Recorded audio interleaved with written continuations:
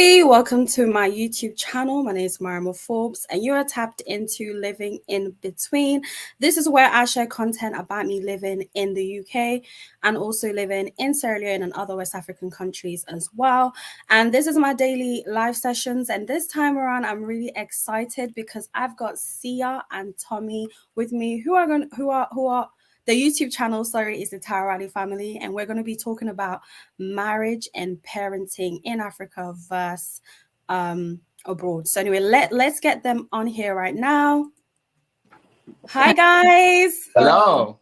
Hi everyone. We are now live. This is so exciting. If you are here right now, you are on the live, please do say hello to us so we can see that you are here. We're also going to give some time for some of you to come on because I know some of you are probably getting your stuff together, but it doesn't matter. But I'm so excited. I've got Sia and Tommy with me, and we're going to be talking about a very interesting, fun, but also a little bit controversial sometimes topic. As I said, we're talking about parenting and relationships in Africa versus abroad. Anyway, guys, introduce yourself. Let people know who you are.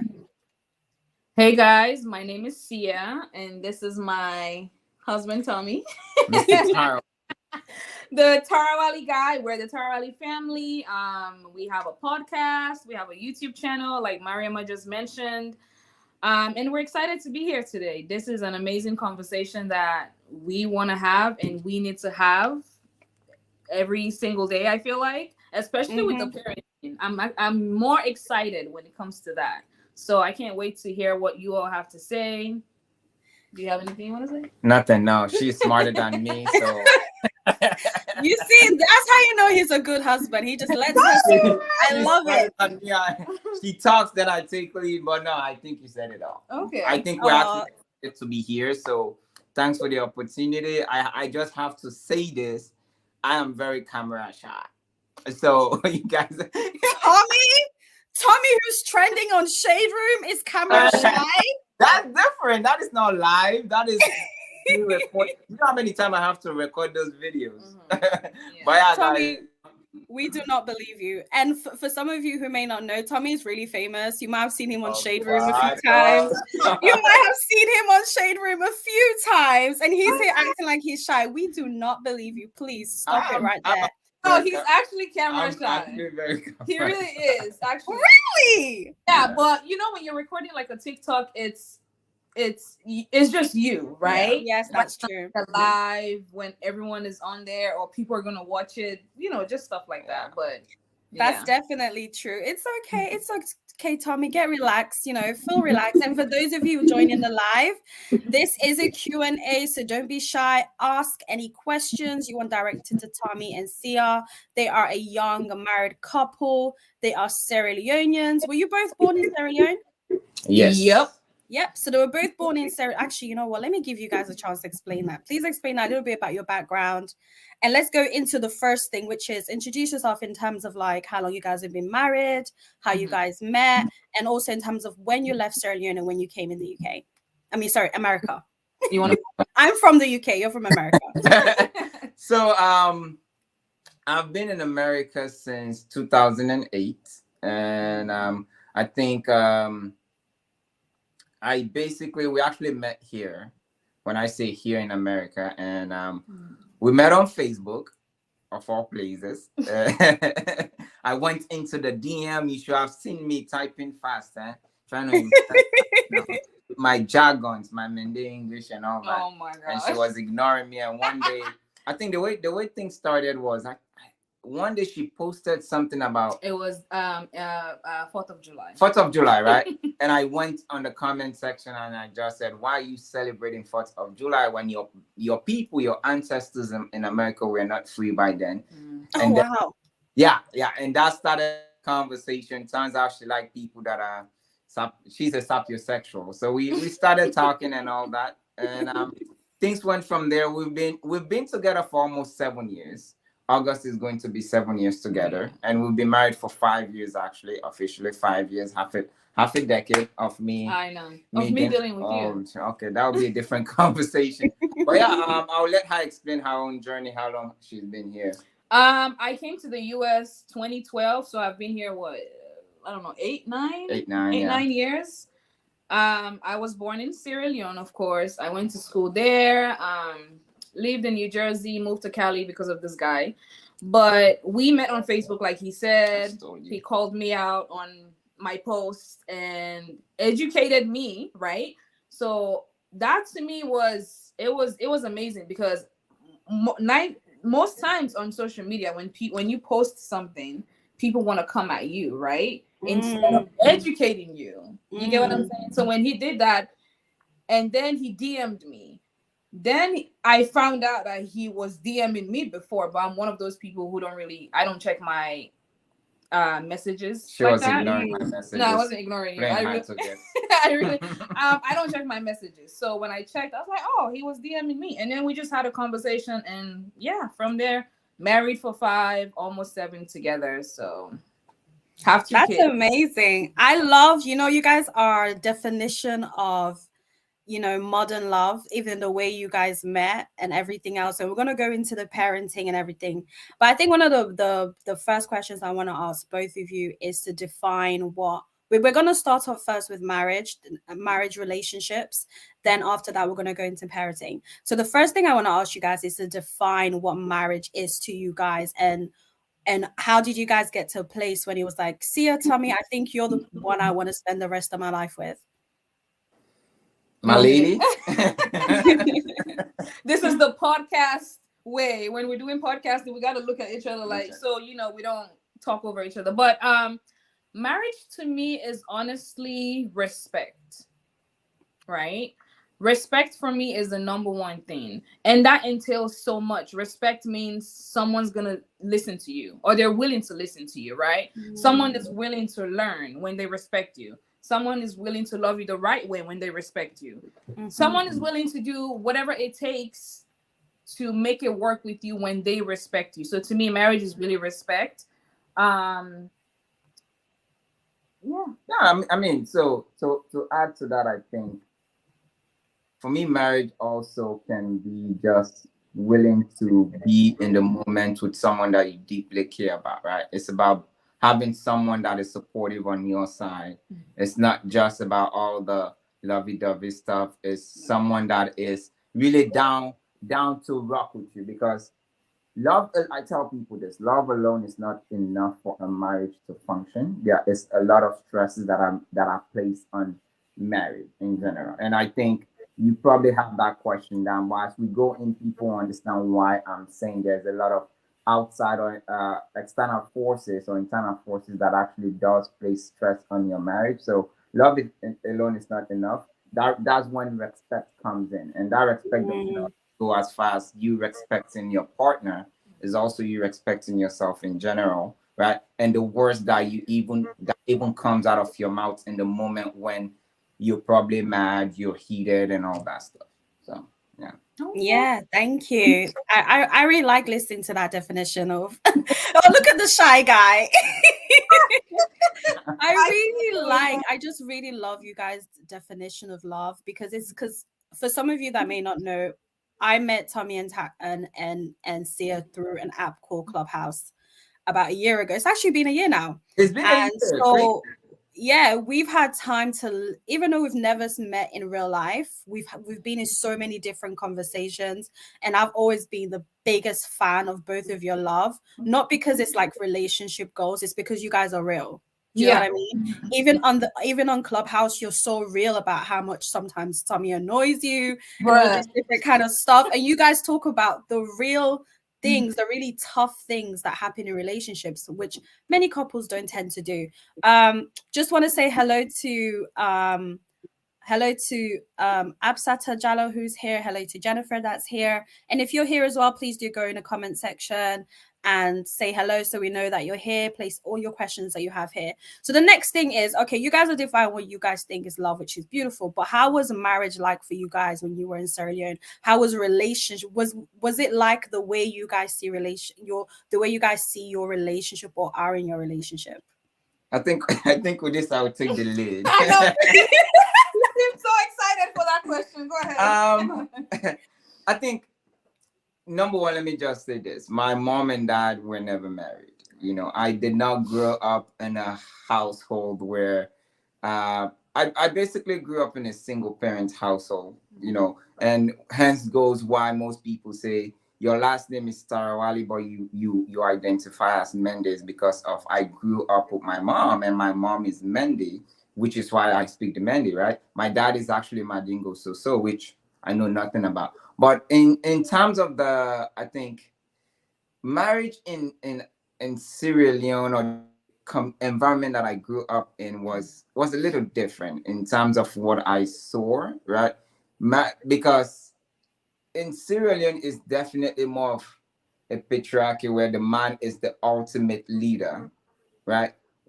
Whatever the man says, that is what goes. Wherein what I've learned when I came to overseas here, even before I got married, is when you're in a relationship with anyone, even before you guys get married, it's all about partnership, right? So back home, what I saw was more of like abuse, and this is not in all situations. There were relationships that I saw that I'm like, oh, those are actually cool. But I'll probably say 99.9% of the marriages that I saw back home was really more of very abusive, given the fact that the guy is who is the ultimate provider, right? They will go out and cheat, they will go out and do many things where the wife is just, they have this mentality of by the ending of the day, my husband is coming to me anyway. There's really, and I did not see that connection between the father, the wife, and the kids, right? It was more of, I am your dad. This is what I expect of you, and there's no conversation. And which is why when I got married in general, right? And that will dive more into it as to how one of the questions that people ask me is how did you decide that Sia was the right one? Because I'm sure you've come across a lot of women and all this. And I'm like, because we're both on the same page when it comes to really just raising kids and being mindful of the situation in the household. So for me, like what I saw back home was definitely a precursor of what I don't want to become, right? As a father and as a husband. Wow. Honestly, like I just want this is a guy that says he's shy. I cannot deal with Tommy. Like it's like you touched on something that I witnessed so much last year when I was in Australia, which was the abuse, the name calling in relation in marriages, relationships in Sierra Leone, the lack of respect, and how some of the women in Sierra Leone literally had no say in their relationship, and there was so much dependency on the man, and because they had a financial dependency on the man, it meant that they literally just accepted anything. And I vividly remember one of my friends in Sierra Leone calling me and telling me how, her brother was beating up his wife, and she's there, by the way. And he's basically just like, it's my right as a woman. She's done something wrong, so I have to do it. And everybody just sees it as normal. Oh yeah. Yeah. It's just normal. And because this conversation is about relationships and parenting, is that really does affect us now when we grow up and what our perspective of a relationship is. So I just want to highlight that as well and just give Sia a chance to speak on what she saw in relationships as well. Thank you. Oh yeah. Pretty much everything Tommy said, right? Growing up, my mom and my dad, the only thing I'll probably say I never experienced or saw when it comes to them is physical abuse. But emotional abuse, mental abuse, any other abuse you can think about, I witnessed it, right? And I grew up in that household where, yes, maybe sometimes I saw my mom and dad kiss, which some people actually never saw that, right? Never. I've never seen that. Yeah, to me, that's kind of like seeing my mom and dad kiss here and there sometimes. But even me seeing that sometimes, I just knew that the love that they have, that's not something I want for myself. Because my dad can go out and do whatever he does, and then my mom is there like you said, she's a lady, she's a woman, she's supposed to take it, she's supposed to be patient. He does something, she has to apologize for what he does. Makes no sense. So I knew, and she literally had no voice. right? Which is why actually the voice thing, when I met Tommy, I'm very like, I don't keep my mouth shut. When I don't like. Okay, so I think, are you guys there? I think the thingy has, we can't hear you guys, sorry. It keeps going on and off. Hold on, let me see if I can do it for you guys. Okay, so I'm really sorry. So their mic has gone off, but I just want to say hello to those who are here. Hello to Regatu who's here. They will be coming back. As you guys know, we are live. Technical issues like this can happen. So you just need to, there you guys are. You're back. So sorry about that. It's okay. We are live, people. This is what happens. Technical issues. Please continue. I know. Okay. Anyway, like I was saying, when we met, based on how I grew up and things that I saw, and I never wanted to be the woman who is keeping quiet when I see, even if it's the smallest things. You get what I'm saying?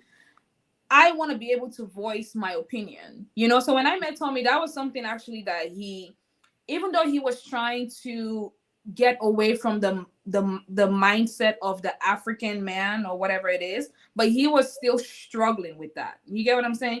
Because when he would say something and I'm like, I have a rebuttal, right? And he's like, oh my gosh, why is it that every time I say something, you have something to say back? And I'm like, this is not a yes sir or yes ma'am relationship. We are gonna have a conversation, right? Mm-hmm. So that was, that was something that I had to, I was like, I'm not gonna be someone in a relationship that's gonna keep quiet, right? Mm-hmm. Even though, yes, I had to work on the tone of my voice because I have a very bold, like very dynamous. I have like, sometimes the way dynamous. I say stuff, I don't say it to be rude or mean. Yeah. It probably comes up as that way, and I had to keep reminding him, like, I'm not screaming at you, and this is the way I talk. I'm being serious, like blah blah blah, So yeah, we just had to keep reminding each other about things that we don't like and the reasoning as to like why this is happening. He would tell me like, the tone of your voice, you got to work on that, and I would tell him like, I'm not screaming at you, like just growing up, the things that I saw, I don't want that to happen to me. Yeah. And that's just the way I talk when I'm maybe irritated, right? So definitely did not see, I don't think I saw any marriage that I would say I admired. Same here, to be honest with you. I don't think I did. Which is sad to say. From my parents to aunties to uncles to anybody, I never really saw a marriage that. Even my grandparents' marriage, I don't think I growing up, I never saw my grandma and grandpa sleep in the same bedroom, And in matter of fact, my grandpa had an outside relationship, and the reason as to why he started that relationship, there's a lot of stories behind it. Now, keep in mind, they were both married in a Catholic church, so really growing up back home, I don't think I saw any relationship that I can go, I want to model that. You want a model of that? Unfortunately. Yeah. I'm just going to read a comment here that Jennifer said. She said, it's real shame to see that in SL, it's rules and regulations on how women should behave and react, whereas men can do. All right, now we can hear you. Can you hear us? Can you hear me now? I can hear you guys perfectly, yes. Oh, man. Having some technical issues, so I'm just going to unmute you guys when you guys can. We can. Can you hear us? I can hear you guys, yes. Your mic, I can hear you guys. Mute. Can you hear me? Nope, still.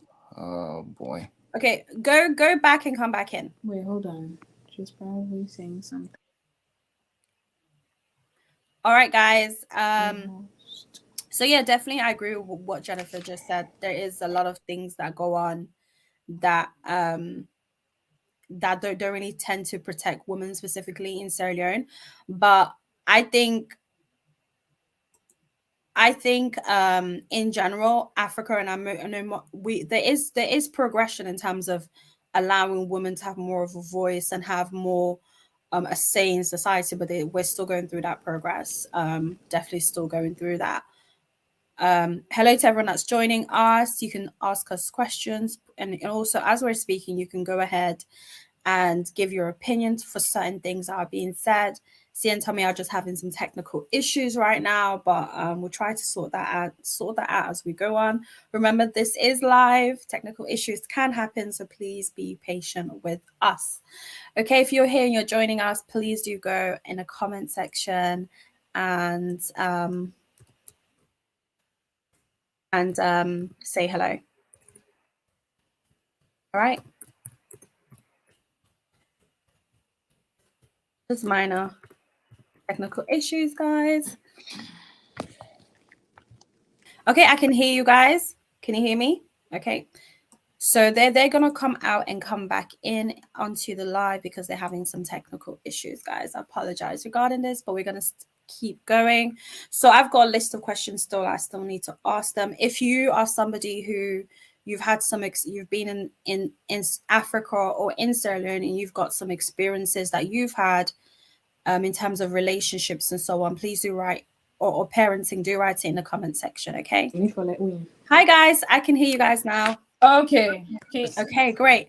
We're back. Everybody, again, this is live. Technical issues will happen. Be patient with us. Be patient with us. So they're listening to what you guys were talking about, just a little recap. So Sia and Tommy were just talking about in terms of what they saw in Sierra Leone growing up, in terms of relationship and marriage and so on. But as you guys were speaking, there was something that you said, which was you knew you did not want that for your marriage. Did you find out what you want in a marriage when you were in America, or did you find this out while you were in Sierra Leone experiencing this? Was it America that changed your mindset to want a different type of relationship to what you've seen growing up? That's a really good question. I think, consciously, I think in America, but subconsciously, I think in Salon, right? The reason why I say that is when I came to the US, learning about mental health, therapy, all these different things, and probably seeing some relationships that you might admire, right?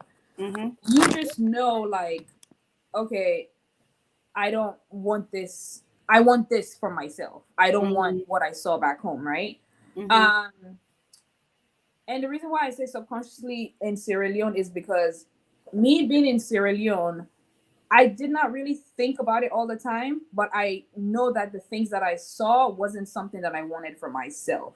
So I got into relationships and someone isn't acting the way I feel like you're supposed to act, or you're not trying to listen or do the right things, I knew to just leave the relationship, right? Because I'm like, I'm not about to waste my time.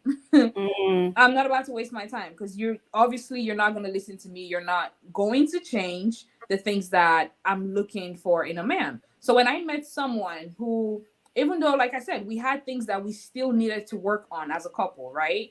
But I met him and we aligned when it came to a lot of things, values, morals, the way we wanted to raise our kids, being intentional about parenting, about marriage, and having conversations, communication. Even though communication wasn't an easy thing. Communication is it never is an easy thing to do, depending on whatever it is that you guys need to sit down and talk about.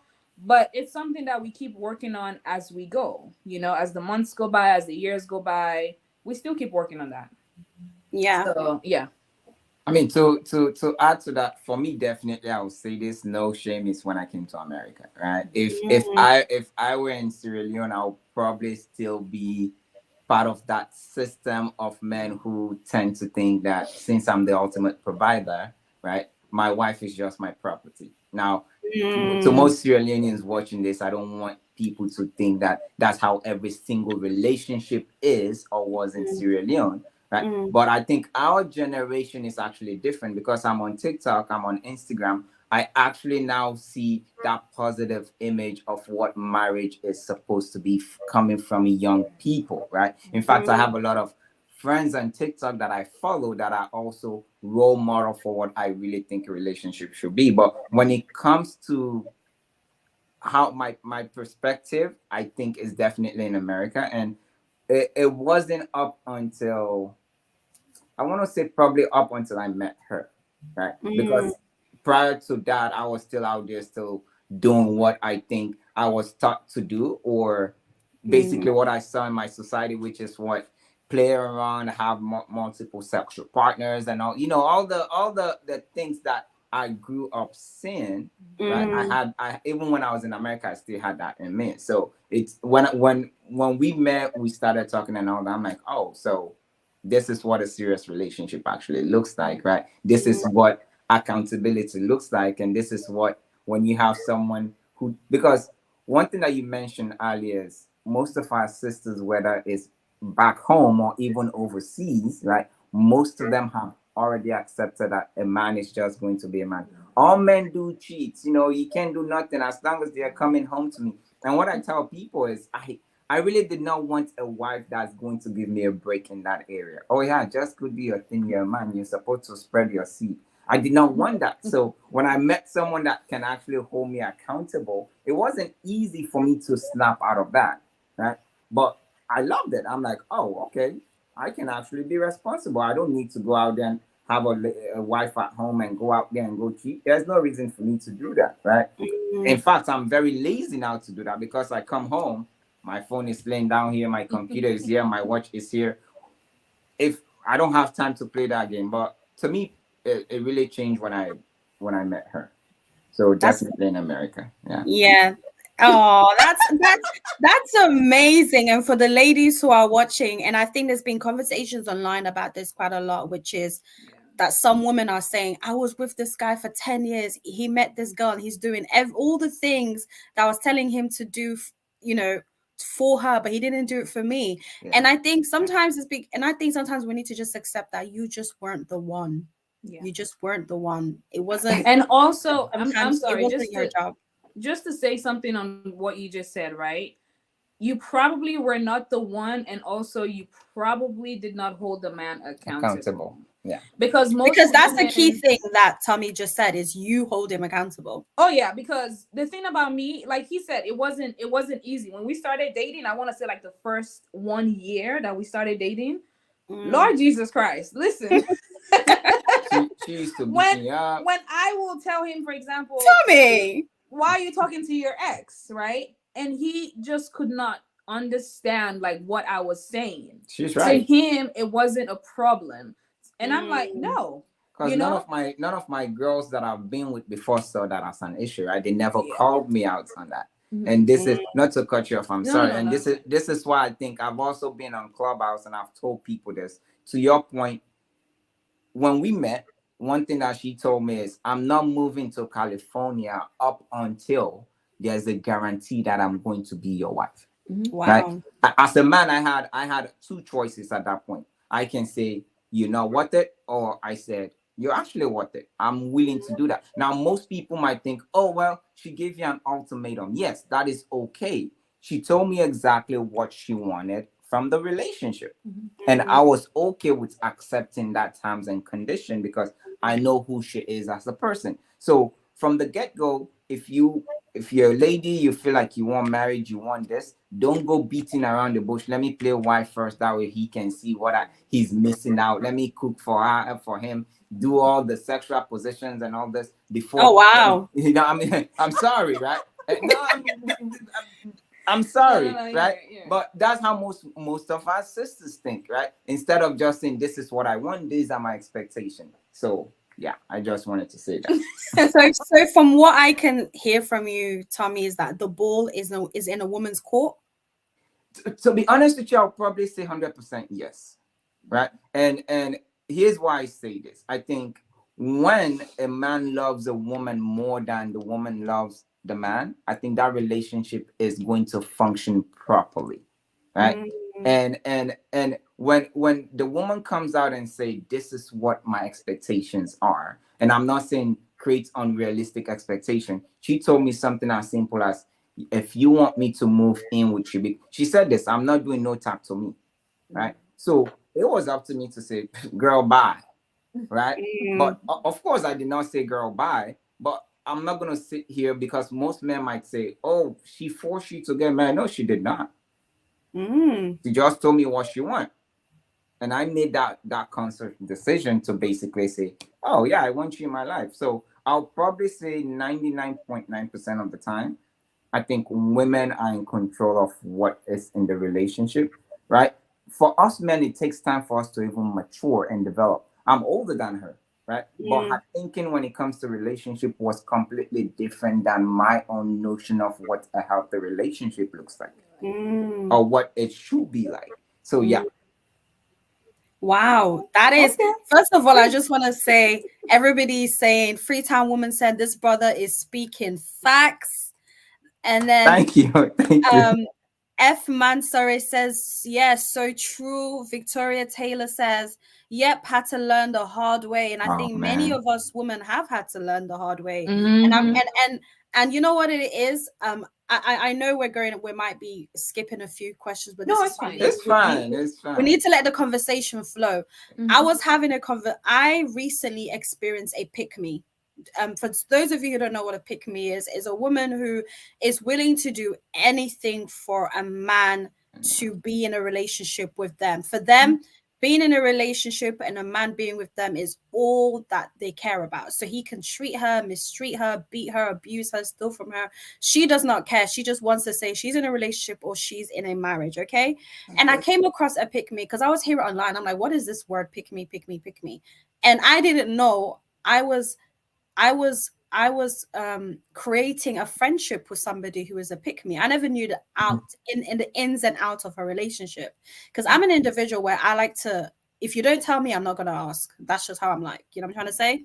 So finally, she came to me about her relationship and she started unfolding everything about her relationship. And I realized this girl never made him take accountability for anything she did. And all she wanted was just the fact that she wanted a ring and wanted to stay in that relationship. And this guy has done everything you can think of you could do to a human being. At this point, he literally just sees her as a I don't know, a mop at this point. Mhm. You know what I'm trying to say? And I remember having a conversation with my sister and saying to her that as women in the beginning of the relationship, what you accept is how a man treats you in the beginning. The beginning is the most important stage because if you then start accepting things at the beginning, later on you want to change, it's too late. That is a habit. And I'm so, for those of you who are joining here, Sia just had a baby, so she'll be going back and forth to check on I the know. baby. And they also have a little toddler as well. So this is real life. You might see the toddler just appear as well, guys. Yeah. I'm but sorry. but but I am so happy that Tommy, as a man, you've said this. You said, ladies, the ball is in your court. It is. You know, It really if is. and you need to be assertive about what you want. If he walks away, guess what? That's It's okay. okay. It's okay. And he said he's been with Tommy literally just said he's been with several women, and when he was with those women, they never held him accountable. He never married them. He never was serious with them really because they allowed all types of things. Whereas with Sia, she was like, if you want me to move to California, this is what I want in my life. So you can choose to go or leave. And he chose to stay, and I'm really happy that you guys have actually shared that. So we have a question here. Jennifer says, what is the most fundamental element to having a successful relationship / marriage to you as a Wow. man? Jennifer, that's actually a beautiful question. So the question is, what is the most fundamental element to having a successful relationship / marriage? You go first.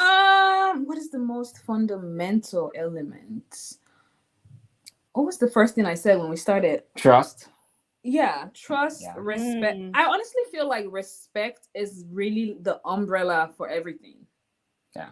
You get what I'm saying? Because when you respect someone, you really want to please them in every way possible. You know, you want them to trust you, so you're gonna do the right thing. And like Tommy said before, respect is not just you respect someone. Yeah. You have to respect yourself first, right? So when I respect myself as a person and I know what I want in a relationship, I am obviously going to respect my partner, right?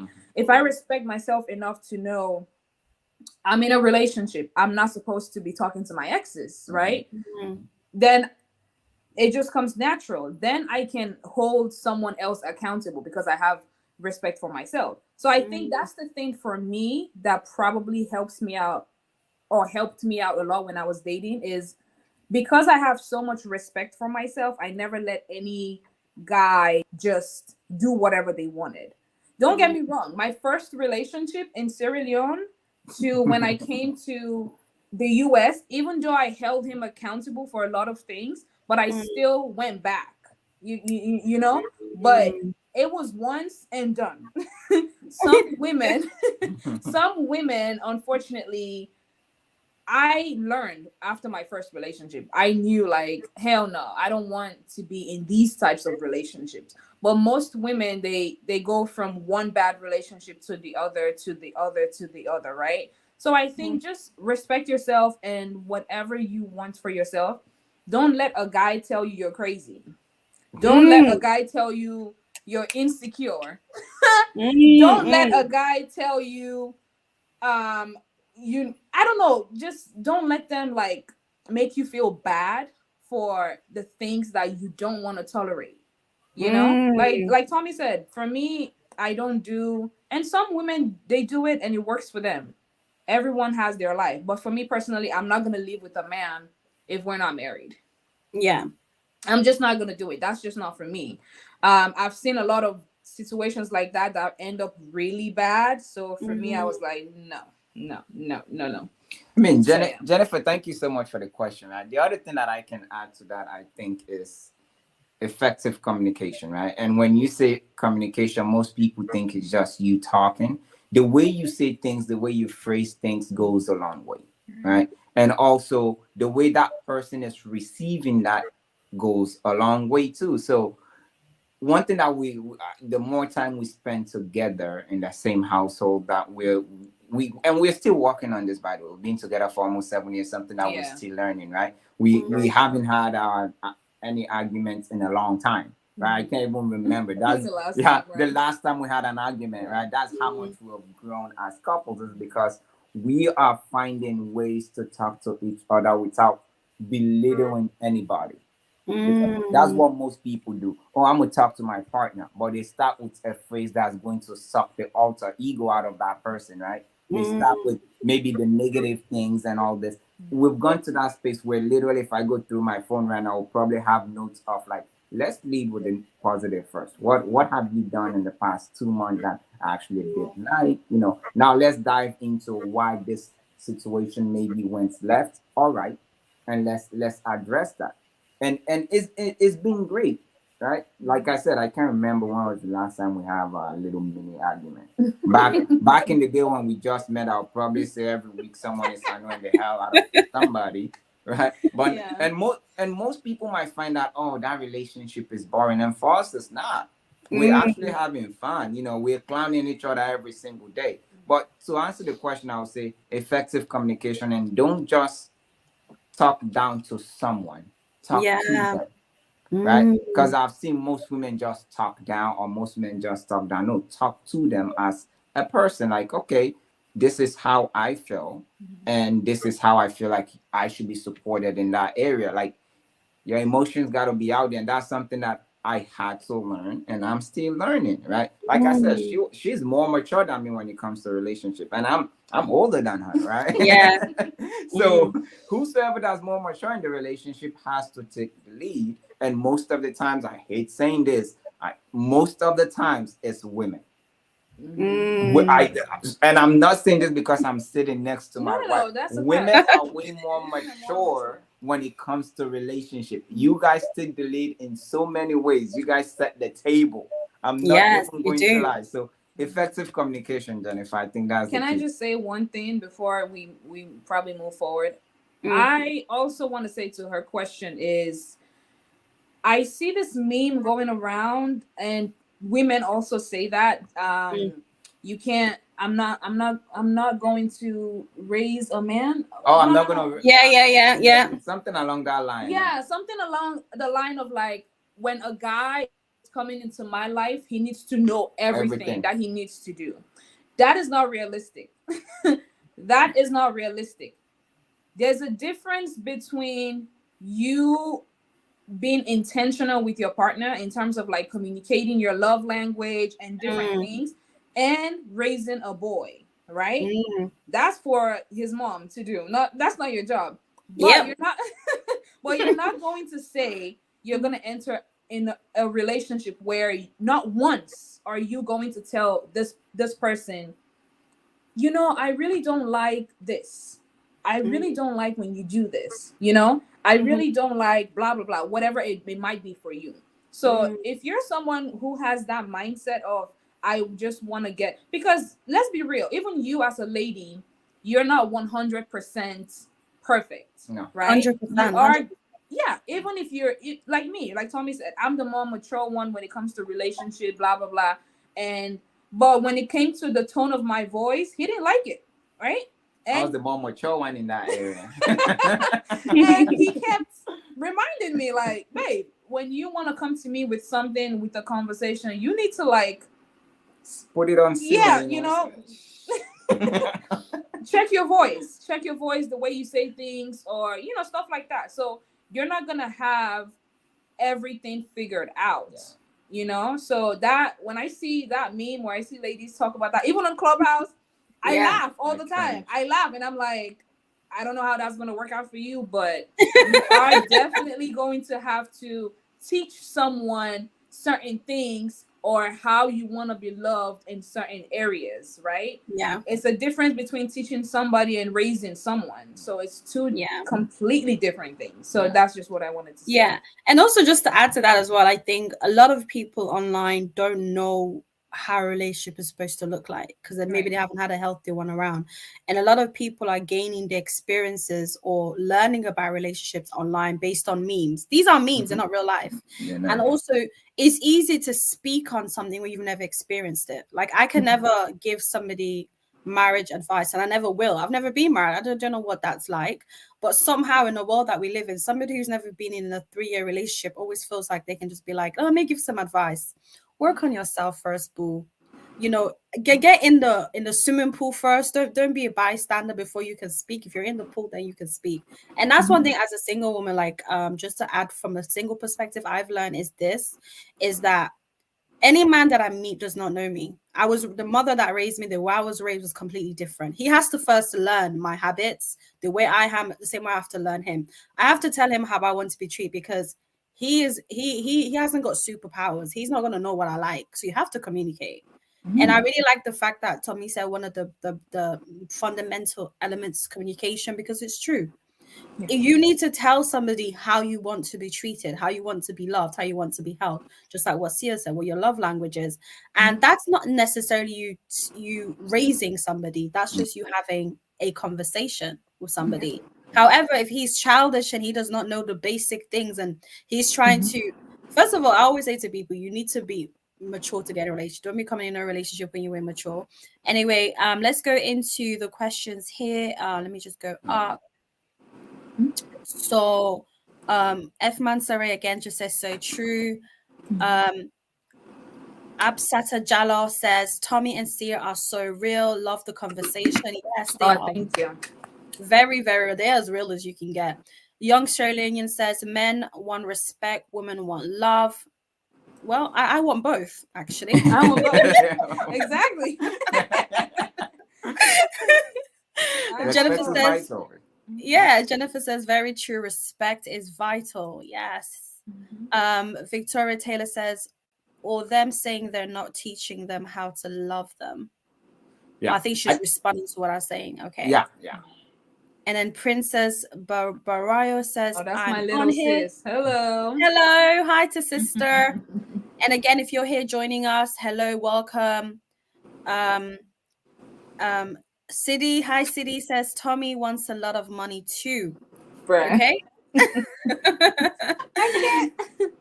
Okay, so all of you who are joining, I know more of you have joined now. This is a live, this is a Q&A. You can, as we're communicating and talking, you can ask questions in the comment section. You can respond to what Tommy is saying. If you see me looking down, it's because I'm looking at the questions. Okay, so going forward, in terms of your marriage, let's go a little bit into because I think few of those things has been highlighted already, but I think a most important one to highlight is culture, because we are Africans and culture is such a big element to what we are.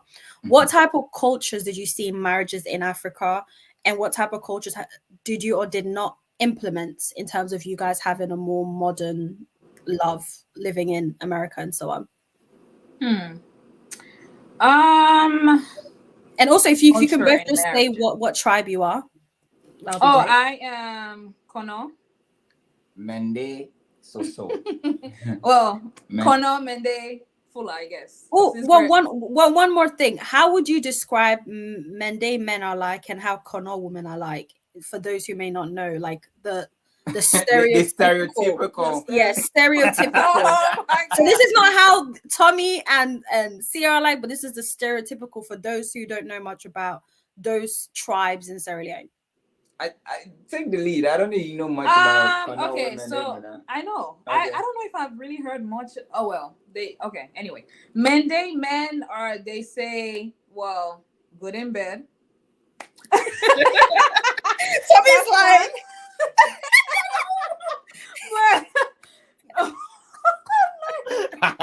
I knew that was gonna cause some trouble. Anyway, that's one.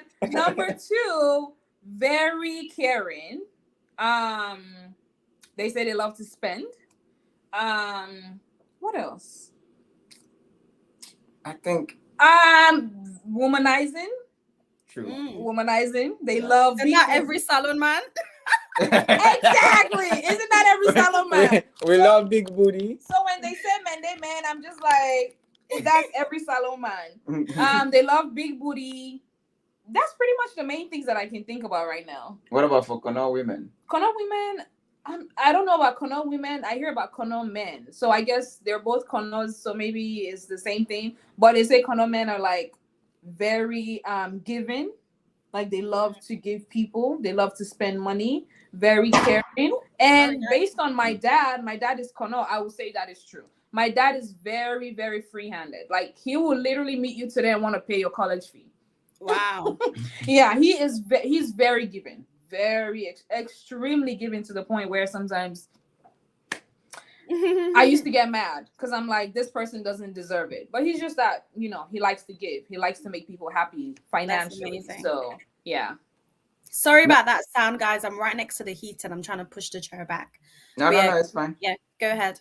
Now, so the question in general is more about culture. Can you ask the question again? Something about the culture. Yeah. The culture. So in terms of like marriage relationships in Sierra Leone, what type of cultures do they have that you may or may not have implemented in your marriage? What do you think? Because you both are from different tribes, and I'm sure each tribe has like cultures and all these different things. If they don't, then yeah. That's a really good question. Because I've never really paid attention to that. Tribally, yeah, I don't think I really saw anything cultural that I would say my mom did that because my mom is Mende. That maybe, she's Mende. Maybe when it comes to cooking and making sure like that, her husband is always fed, which is something that I like to do too. I love to cook.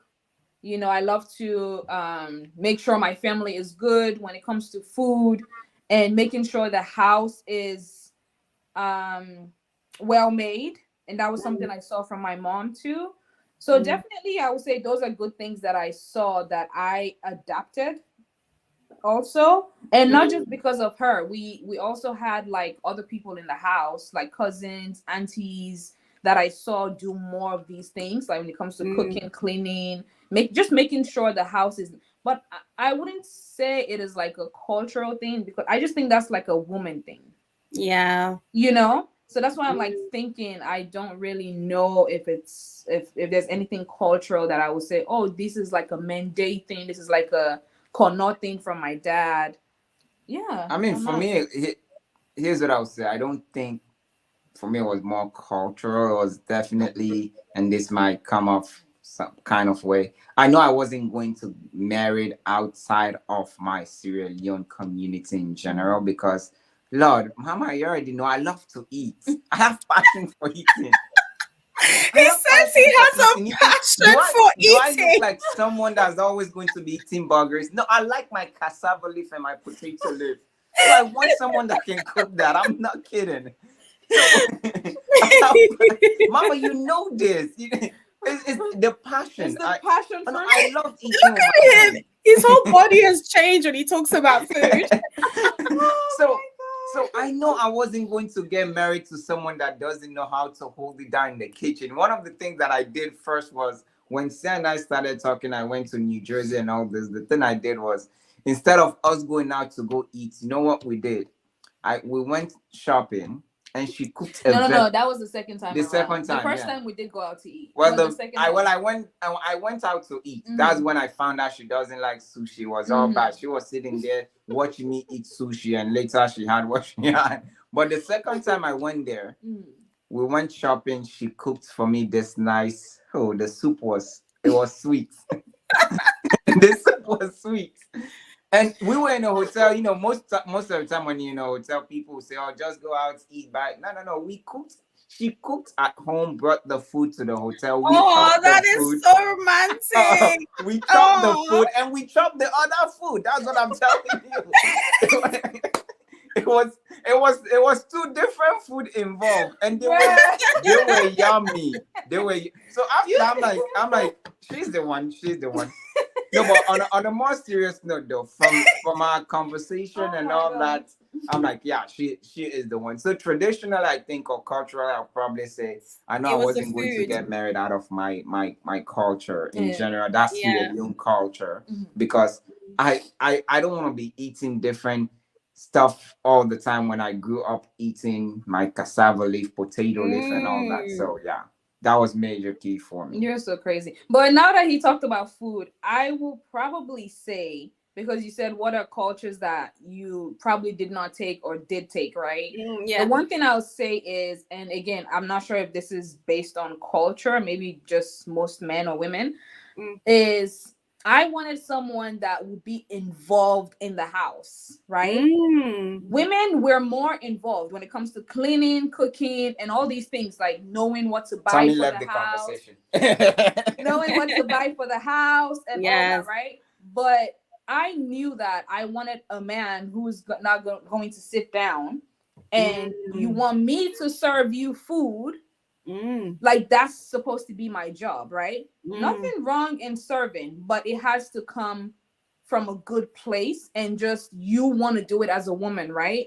And not just a man telling you need to like serve me food, kneel down, take off my shoes, wash the dishes. I'm not gonna I'm not going to do anything when it comes to the kitchen or anything in the house in general, right? So that was definitely something that I saw and I'm like, hell no. I definitely don't want that in my marriage. No, I want someone who, when I cook, if you're home, wash the dishes, let's if the house is dirty, take the vacuum or sweep the floor or because like I said, women, we already do more anyway. Yes. Right. So you want someone who's going to sit down some days and say, you know what, let me go clean somewhere. Let me do this. Let me make food. Even if it's not the African food, but make whatever it is that you know how to make, which he does. So I don't even know how to make African food. But now to add to that also, I think one thing that came to mind, I've said this earlier, but when it comes to certain things, certain culture that I saw back home that I definitely abandoned or I did not want was he said definitely abandoned.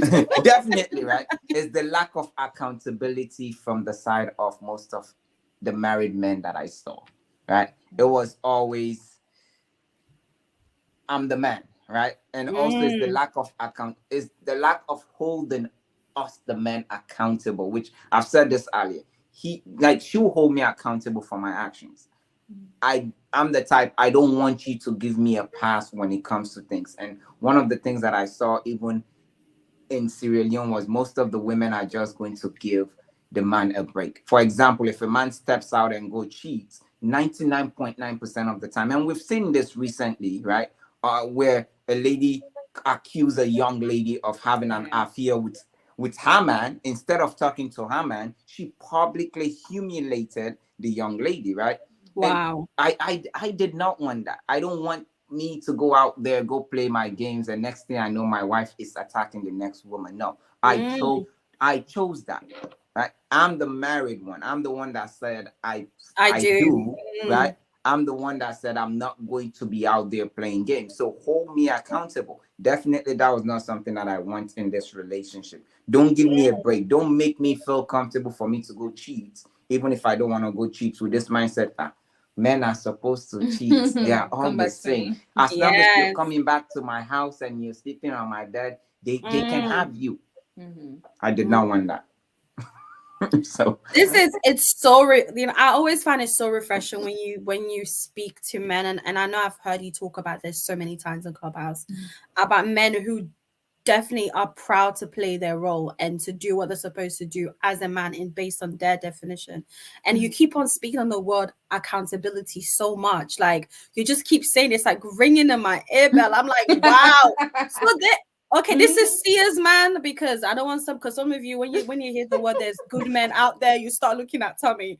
But that's Sia's man, and Sia's man is a good man, and those type of men still exist, ladies, just not him. Absolutely. You just have to find your own, okay?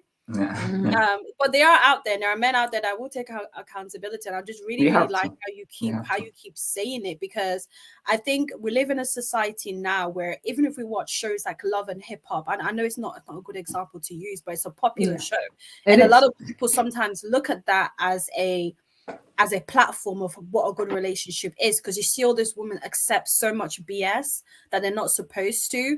But the real world men, there are men out there that they themselves don't want to cheat. They want to have a relationship where they stick with one person and they build together. And that's what Sia and Tommy are doing. And I think what I really like about you guys is the fact that you guys are young Sierra Leonean couples who are trying to break the barriers. You're not perfect. You're not trying to create new relationship goals. And I really, really like that. I don't even like that word. I don't like when people say relationship goals. Anyone who comes to my DM and they're like, oh, relationship goals, I always tell them thank you so much. And I tell them that it's okay to admire something and learn from whatever they have going on, but don't take that relationship and say this is what I want. Because you don't know what's going on. Because you don't know what's going on behind closed doors. Like you said, most people hide things, right? Me personally, I don't hide anything, because to me it's like, if I have to be in a toxic relationship, I'm not going to be in a relationship. I'm going to be single, right? So that, I think probably that's the reason why I have no problems sharing things that, we've gone through, or we're, going through, or how we're evolving and stuff like that. I don't have a problem sharing. But most people don't share because of, they have so many things going on in their relationship that if they put it out there, it will be hell, right? It will be hell. And they love when people say, oh, you're my relationship goal. They love it, Yeah. So and it makes them want to stay. Makes them want to stay in a relationship. Yeah. Exactly. Because people admire them. And I just lost my trace of thought for a second there. Wait, let me read what people are saying, and maybe we'll come back. City says, I don't think people understand how important food is in a typical African relationship, and I'm not even kidding. Yes, brother. Somebody understands. That's why I was talking with this food. Jennifer said food itself is a love language. Preparing food for loved ones is so joyous and effortless. That is so especially true. when they deserve it, Yeah. So like I recently discovered my love language is cooking for people, and people enjoy my food. Like I like, if I see somebody enjoy my food, it makes me so happy. It makes me happy. Yeah, it's literally a love language. Like, and I recently discovered it. Like before, I used to run away from it. I'm like, I don't want to be cooking for nobody.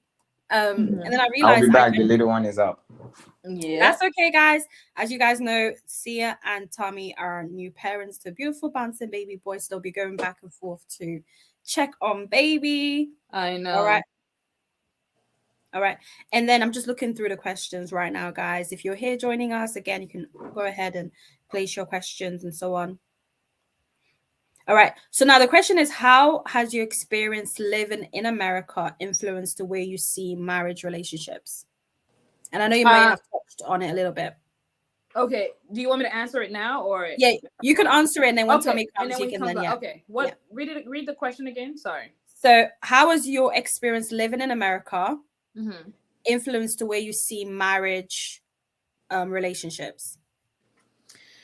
I think it has helped when it comes to keeping people out of your business. Because in Sierra Leone, I feel like when you're in a relationship or you're married, you tend to have more family in your business, because they come over to your house. Most people in Sierra Leone, they don't work. They don't go to work, right? So they have all the time in the world to be in your business. So I think that is one thing that has helped when it comes to our relationship.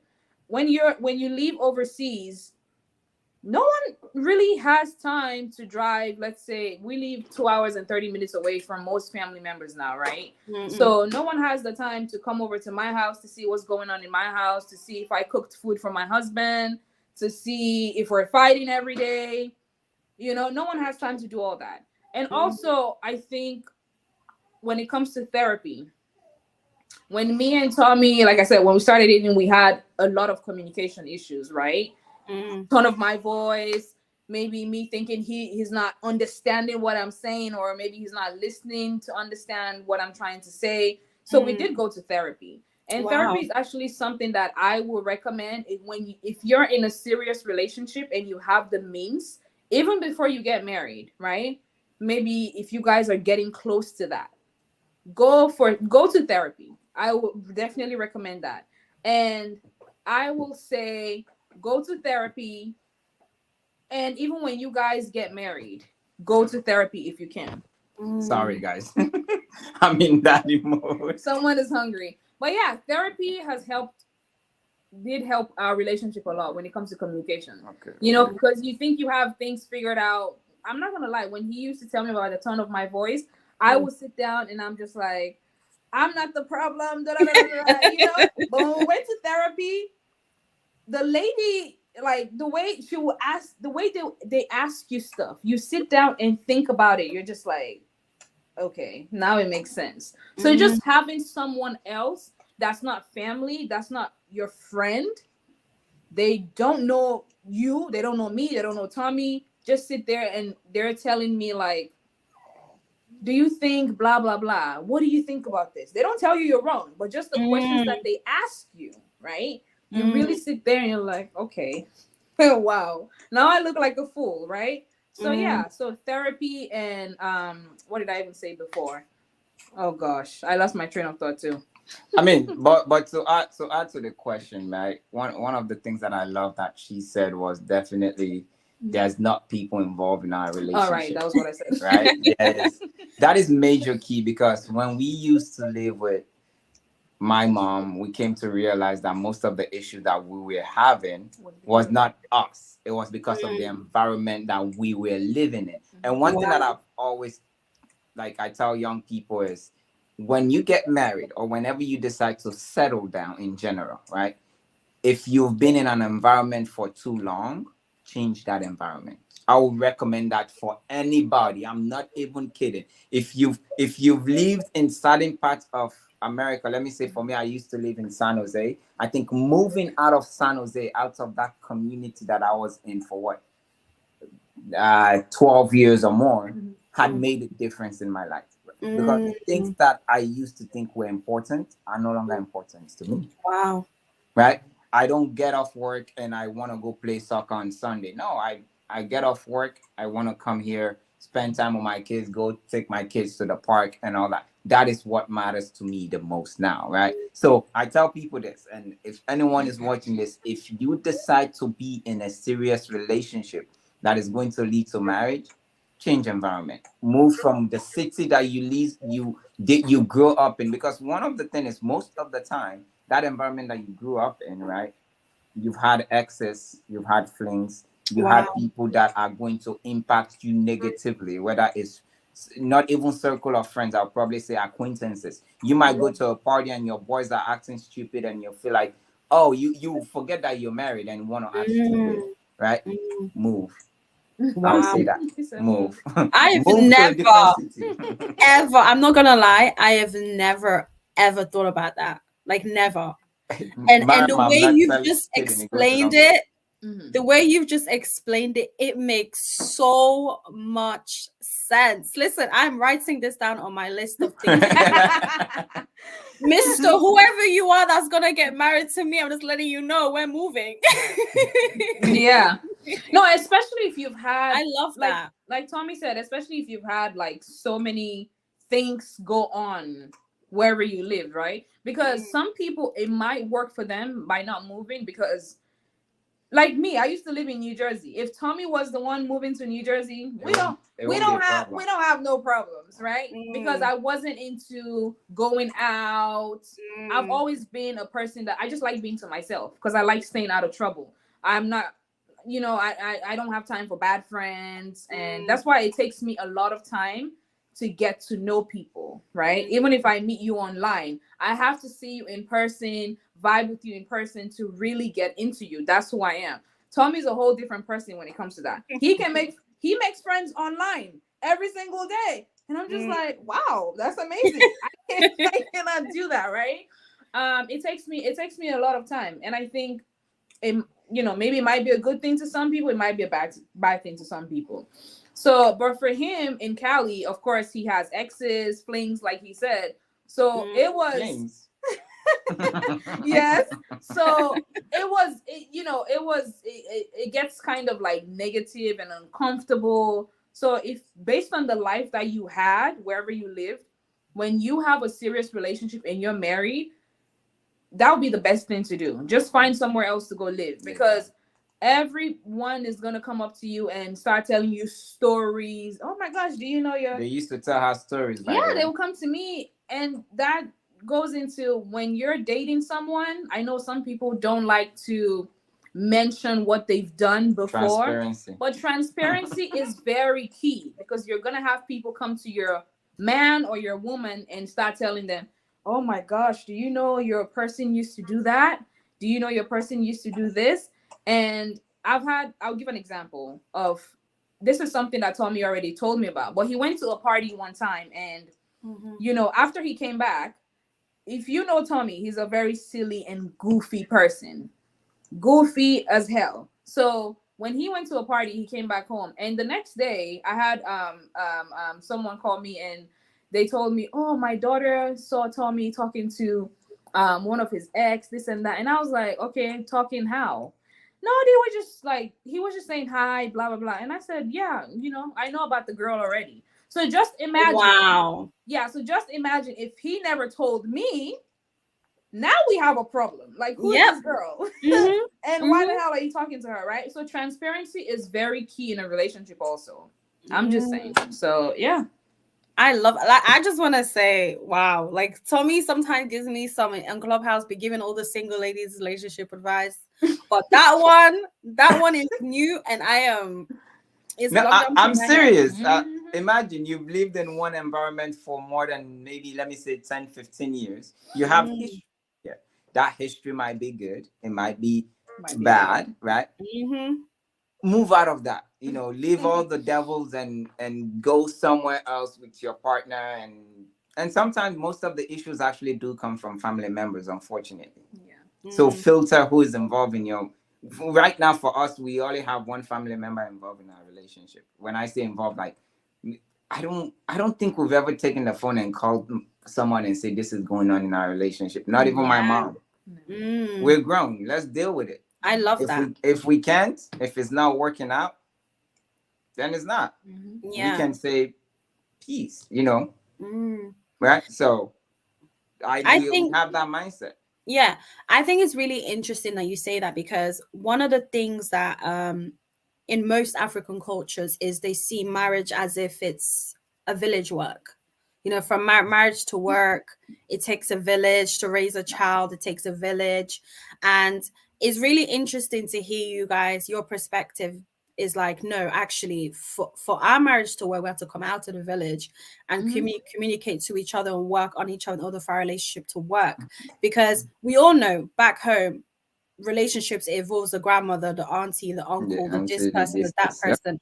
If there's an issue, the man won't even talk to the woman. He will just get the the The woman's mother-in-law. the mother, whoever it is, go down on his knees and beg her, and then the mother will then communicate with the woman, then say, forgive me. So for those who are listening, who, because I know there's a lot of people here who's never been to Africa before, or some people, it's been a while since you've been, you may not understand how that kind of works. But naturally, in most African countries, is that their belief is that in order for marriage to work, it requires family to do it. It requires, your elders giving you advice about how a relationship works and so on. Whereas in a Western world, they believe relationship is all about the partners, the people who are in the relationships. In the Western world, relationships tend to really focus heavily on therapy and having an anonymous person give them advice rather than something that they know, to prevent it being biased. So I think it's really interesting to see how both of you who were born in Sierra Leone, who've experienced marriages there and so on, have adapted the Western way of doing a relationship and creating your own way, like in terms of like implementing your culture as well in the way that you're doing your relationship. So it's really interesting to have that. It's really quite refreshing to have that perspective. Okay, so we are going to move on to parenting now. But before we go into parenting, if you guys have any questions regarding marriage or relationships that you'd like to ask Tommy, we're going to give you the chance for you to do that now. Maybe you're single, maybe you are in a marriage, you just want to ask a plain, simple question. No question is stupid or dumb or too smart. You can go ahead and ask those questions. While some of you are thinking about your questions, I'm just going to go in the comment sections and see what's going on over there. So we have Jennifer says, having a completely neutral person advise you through therapy can truly open your eyes. That's a fact. Jennifer is out here just stating facts. Okay, I just want to say that Stating seriously, facts. like she's been so involved. But you're 100% right. The thing, the issue when you go to a family member or even your religious leaders is those people have their own biases based on the fact that they already know you as a person or know your partner as a person. And most of the time, and when it comes to religious leaders, right, they always tend to fall in line with whatever books or religion they are from, right? If you're from Islam, or Islam says a woman should be this, do this, do this, do this, they are going to fall in line with that. If you're Christian and the Bible says this, this, this, they will tend to fall in line with that. Now, our society is progressing. We are changing a lot. Things that used to be truly just a man's job or a woman's job is evolving, right? So we can't just use our religious leaders as people who are the ultimate truth to saving our marriage or giving us marital advices and all this. Like I said, right?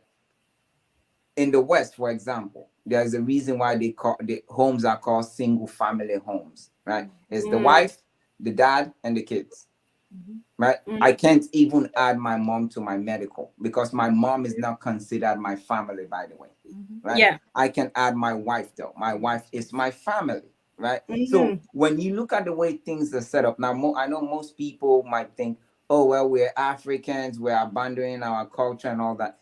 One thing that kills me is how most people think it's okay to abandon one tradition and culture but not the other one, right? We do this a lot, and I've seen it on Clubhouse where people say things about one culture or tradition. Let's let go of that. When you say something that has to do with maybe marriage, women, and all that, they're like, whoa, whoa, whoa, that's our culture, right? We can abandon that. So, yeah. Wow. Tommy is I know he's on it. Okay, Tommy. But and you guys, if you want more of this type of conversation, Sia and Tommy have their own podcast, so you can listen to more of this. And also, you can go on their YouTube channel if you're not already subscribed to their channel. Is watch some of their videos because they have conversations like this quite often and so on. And if you're new to my channel, do click on the subscribe button also. But yeah, go ahead, Sia. No, yeah. So I just wanted to say just one thing on like having family members in your business and how just moving out of that helps your marriage a lot, right? Like Tommy mentioned before, we used to live in the same house with his mom, right? She's an amazing woman. But one thing most moms of men now or boys tend to do is enable their kids, right? One thing that I always tell I have a friend, and we go back and forth talking about relationships and stuff like that. And I told her, I said, you know what's funny? I said, not once has she ever asked me, how's your relationship going with my son? Or how's my son treating you? Oh, how's my son treating you? Right? Wow. Instead, when we used to live in the same house, and sometimes when we started dating, when I visited and stuff like that, and Tommy does something that pisses me off, and you know, I'm like mad, and we're arguing, and maybe he storms off and stuff like that. She always took it as like, I'm the problem, right? Oh wow. And say, you're not the woman, you're the woman, like you need to. And that, I was like, wow, that used to piss me off, right? And she's been in America for longer than me, by the way. Yeah. Wow. So, you know, I don't really think moving abroad is going to change your mindset. I think you have to be willing to learn a lot of things when you move from one place to the other, right? So when we moved out of the house, you mentioning that, because most people really thought that we were together, our relationship was together because of Tommy's mom. Yeah. You know, they said, oh, you know, people used to say, someone told me that people used to say that when you guys moved out, your relationship was going to end. Your relationship was going to fail because, you know, you guys moved out of that. I said, how does that make sense? You guys thought we were together because of his mom? You know, so that goes back to like in Africa, you have like all the village of people in your marriage, in your relationship, right? So they have the same mindset overseas. When they see a successful, young, especially young, let me say young relationship, they always tend to think it's going well because of maybe an adult is there to like guide you. And it's like, no, we're just doing the work on our own, right? So that's amazing. It just, yeah, it happens. You're gonna have people think you guys are successful because of something, right? And you can have guidance from some people that want to guide you the right way, but you're gonna have to be willing to do the work too, you know? So I really like that. And just for some of you who are listening as well, this is Sia and Tommy. This is how they have decided they want their relationship to work. This is what works for them. Now, many of you are going to have your own way of a relationship if you're already in a relationship. So there's no right or wrong. It's like what Sia and Tommy have said very clearly, which is this is what works for them. Some of you may work perfectly, that your village is what's keeping your relationship together, and that's awesome. But for some people, they rather keep the village out and build their own house and build their own family. Okay. We have the Motewe family. Motawe family. Hi guys. I think they recently commented on one of my posts actually. So hi guys, thank you for joining us. Thank you. We have Ja, greetings from America. Hi Ja, thank you for joining us. The Umu experience. Hi Umu. They're also a young Sierra Leonean family who are on YouTube. Definitely check them out as well. Umu just had a baby as well. Congratulations again. And she says, speaking straight facts. Tommy is killing it today, I have to say. And the Motoa family again said, Tommy with the baby. Yes, look at him. Not once did he say, see or come and feed the baby. He just did his thing. Stop spoiling these men, women. Stop spoiling them. Stop spoiling them. The Mataway family said, share this great video. Don't forget to give a big thumbs up. Yes, definitely. Thank you. Share this if you're enjoying it. And this live will be available for you to rewatch again.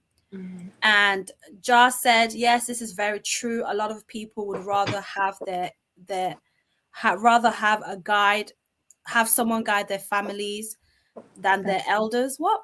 Well, hold on. Yes, this is very true. A lot of people would rather have guide their families than their elders, but our elders are much luck right now.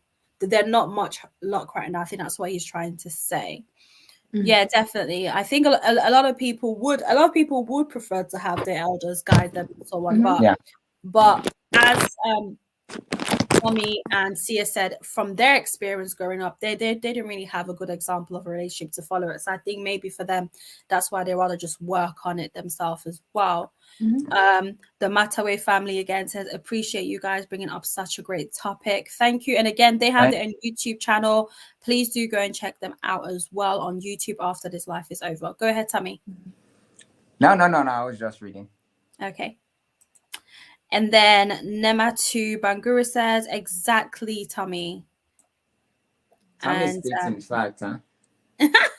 The Umo experience says, oh my gosh, yes, boy moms are such enablers, and no one ever seems to have a problem with it. As a wife, you can't even voice your opinion to them without seeming disrespectful. Shake my head. Yes. This is why. No, listen. I swear to God.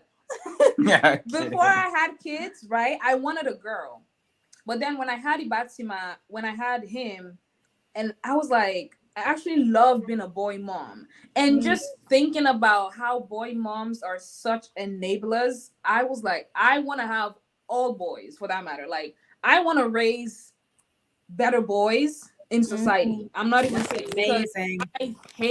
I hate when I see moms that have boys just sit there and whatever your child does, you just like, he's not the problem. You're looking at the lady, you know? Like, sometimes talk to your child, you know? And even when it comes to relationships too, I think a lot of moms that have boys, they tend not to be involved too much when it comes to the lady, right? That is my experience anyway. I know some people have great experience with like mother-in-laws and they have great family connection, and when I see that, I envy it, right? So that's why for me, when I have my boys now, I want to do better. I want to be a better mom and a better mother-in-law to whoever they're gonna have in the future. So no, but hence goes back to what I was saying, right? That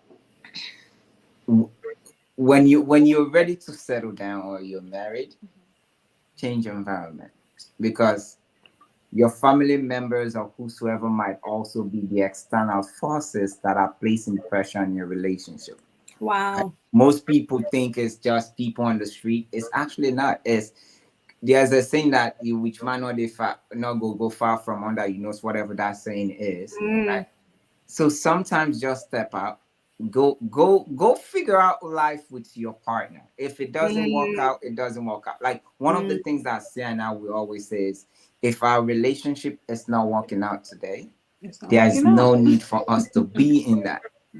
Right? We'll happily end that relationship and move on with our lives and still support our kids. And when we say that, people think we're crazy. No one is going to stay in this relationship all in the name of goals.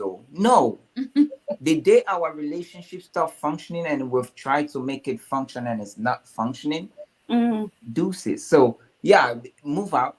If your relationship fails, it's okay. It didn't fail because of you moved out. It fails because of other reasons, right? Because most people tend to think, oh, if I move out, I don't have a support system to support me, help me babysit the kids and all that. Trust me, you'll figure it out. You guys will find a solution. My mom is not here. There's no one in the house helping us babysit the kids, right? We have someone down the street, our auntie, that helps us, right? But there's no one in the house. It's just us two. We're doing it. We're making it work. So anyone can do it. Yeah, that's amazing. That's amazing. And then we have Jar that says, I disagree with that because it only works when we Black Americans don't follow traditions, because a lot of our elders are jealous and have an envy of younger women. So I don't know what you disagree with, Jar. Yeah, sorry, I'm not quite sure which part of our conversation you were referring to. If you just let us know which part of the conversation. I think what he's trying to say is, you know how a lot of older people. Oh yes, I think he's talking about the whole traditional thing. Yeah. That deep down they might be a bit jealous of the fact that we're creating something much better. Okay, Job. That is a very good thing you've brought up there, because I just want to say is that. Since we're talking about families, is go ahead, bring it on. I like how you're like. is I have seen, and I've read it in Twitter threads and all these things about parents being jealous of their kids. It happens. Family members being jealous of their somebody else's child or their niece or nephew because they're kind of living the life they wanted to live. So sometimes they kind of resent you because of it. Like I think I saw a Twitter feed that was going on about how Black mothers sometimes can resent their daughters for living the life that because their daughters are not oppressed and they were oppressed, and they kind of have an issue with their daughters and so on. So I definitely do agree with Joe with that. It's that sometimes there's a bit of jealousy element that plays a part, and for me, listen, to tell me if that's what's happening, pack your bags and move to a different town. I'm listen, ma'am. Oh God, that advice that I just said, you come back and thank me years from now. Listen, Tommy, thank you. I've already registered it in my head because I'm not gonna lie, it makes so much sense. It makes so much sense. And I'm gonna relay back to the last question I'm gonna ask you guys. The Umi experience says not having your parents and extra family members involved in your serious relationship or marriage is amazing, but almost impossible. They feel so entitled to enforcing their opinions on you. Shake my head. So I partly agree with what she said, right? Everything she said, she's right, but it's not impossible. I think it's impossible if you live in Sierra Leone. It's exactly. It's impossible if you still want to adhere to that. Oh, they are my parents, or they are my aunties. I don't have a choice. I've cut out certain family members that I've gone years and don't talk to, and I don't care. Because by the ending of the day, no one is providing food for me. No one is providing for my family. I don't owe anyone for me to say, you're my elder, I'm going to respect you. As long as I've never publicly disrespected you or said anything to you that in the wrong way, I don't care. I really don't. Right? I'll say this. I've gone years without talking to my own dad. Why? Because of pride and ego that's involved. And I don't care. He's my dad. I've never disrespected him, never said anything wrong. Even my mom that brought me to America, we've gone months sometimes that we don't talk because maybe I called her out on something. And like typical African parents, instead of holding accountability, taking that accountability and saying you're right, they play the victim mindset, right? So Umo is right. Most of the time it's almost impossible because if you have a parent that's your source of income, it's hard for you to break free of that. But for me, my wife and I, we provide for ourselves. But I mean, when I was in college, back in New Jersey, like he said, if they are your source of income, it's really hard for you to break free, right? And also some people, they just want to please their parents so much and family members, right? And I get it. They raised you. I say raised you because when it comes to raising kids, it's so much more than just putting them through school. Most of our parents think they raised us because, you went to school, I fed you, this and that. But it's so much more to raising kids than just school, feeding them, and them having a place to sleep, right? So most people want to like please their parents, family members, whoever it is that they were around so much that they stress themselves up. And I say this all the time. When you get to your adult stage, you start to realize so many things, right? And unfortunately, you're going to have to cut off some people, even if it's mommy and daddy. Unfortunately, that's just how it's going to have to happen because you can't really stress yourself. We're all human beings at the end of the day. Yes, they gave you life, but I don't even want to imagine myself as a mom now, right? I've, made two people now, right? They grow up and I'm over here like, I own you. I own your life. You came from me. So you have to do whatever I say. You have to do whatever I think. What I say always goes. No, I don't want to traumatize my kids. I don't want kids that have to heal from me. Like, no. Listen, we're going to tap into that in the next session because I want to talk about parenting. And I just want to say this, because we're about to talk about parenting after we're done with these questions. And I just want to say it's going to get heated. So be ready. So be ready. Be ready because Be ready. if you can't take the heat, please leave the room. All right. So Jar says sorry for the typing. It's okay. It's okay, It's Jar. all right. Okay. We all do this. We're all typing fast. Princess Barrow says funny how people use tradition to justify ill treatment. Exactly. Yes. It goes back to what I was saying. Yes. Starting tradition, we're like, no, let's get rid of that. But it comes to other ones, people are like, oh no, but we can't. That's our culture. That's our tradition. Oh my God, I can't let go. No, you can let go. I'm sorry. These conversations make me animated. We can see. Ruki Atu says, I really like watching you guys. Very young but well experienced and brilliant couple. Keep it up. A lot Oh, thank you. Definitely, they are amazing. They are amazing. They are as authentic as it gets. Oh yeah, we keep it real out here. Yeah, the experience says we need more of these lives, learning so much. Definitely. Tell Mama to bring us on more. We gotta come more. Mama gotta bring us on more, you know. She's a great host, by the way. And we have to have her on. Well, thank you, Tommy. We need to go live more. Yeah, you're a great host. I'm enjoying it. The conversation is Thank you so much. And as I said again, Sia and Tommy have their own podcast. You can see their name on the screen. Just type that. That's the name for their Instagram, their podcast, and everything else. TikTok, all those places. So conversations that we're having right now, you can go in deeper by following their podcast. Because if you're a young person and you feel like you want to get married, or you are married, and you want to just hear from other people who are, they are the people. So definitely check them out. Thank you. Jar said agreed. Jar said agreed. He's agreeing with the Umu experience. I think he's agreeing with the part that Umu said about keeping people out of your relationship. Yeah, and then again, Jennifer is agreeing as well. Samuel Davis says hello. Hi, Samuel. And he says it's interesting here. Thank you.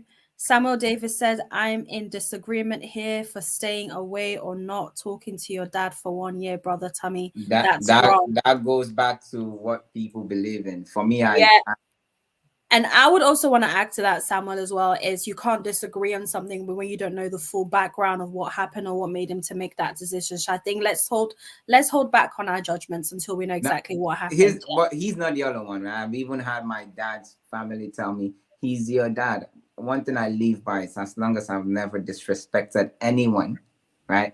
I do not owe anyone. I'm sorry, let me hold your foot. Oh my God. The merciful one. I don't owe anyone that. Especially if you've done that your whole life. Listen, even my mom that brought me here, if I called out on something and she goes out and doesn't want to accept it, I'm okay with that. Yeah. I think we're gonna get more of a understanding of why Tommy and Sia have this perspective when we go into parenting. When you go into parenting, yeah. So now we're going to talk about parenting, but I just want to finish all these comments first. So the Umu experience says, I really wish Ahmed was here watching this with me. Ahmed is her husband.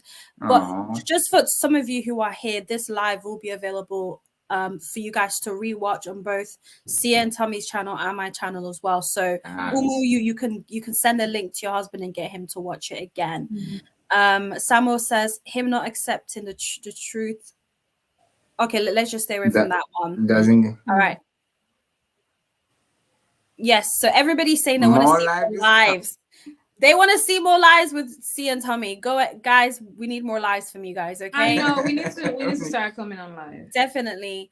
Jar says you all are lovely. You all deserve my subscription. It's nice seeing other melanated people with knowledge. I am only 19 and I appreciate this life. That's amazing. Jar, you said you're 19. We shall talk.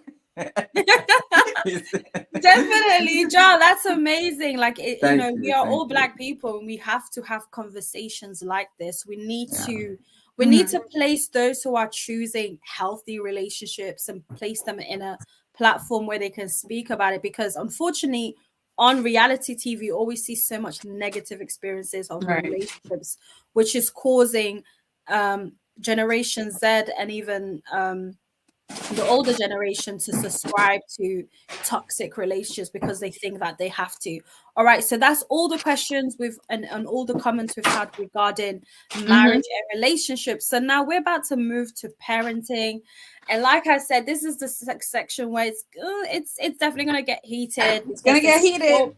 There's so much to dive into. So again, the questions are gonna be focused on parenting experience they've had in America in comparison to parenting experience that they've seen or witnessed in Sierra Leone, West Africa. Okay.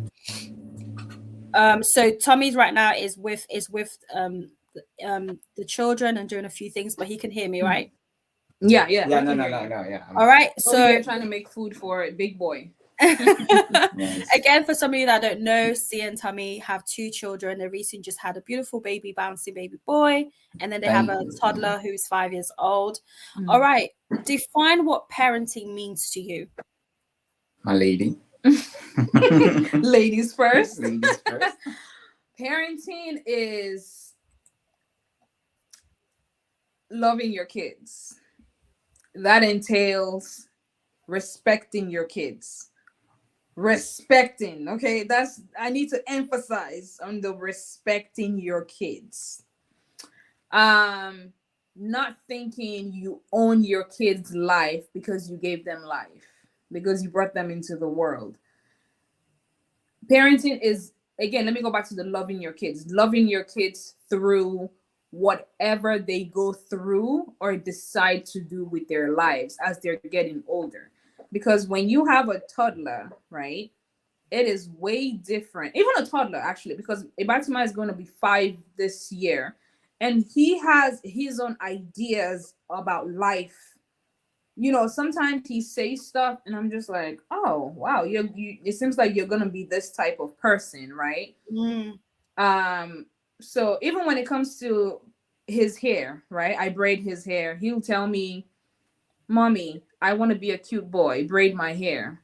Or like yesterday, I washed his hair. He didn't want me to braid his hair. I said, okay, fine. I'm not going to force my child to do something that he doesn't want to do, right? Yeah. And I think it starts from when they are very young to when they get older.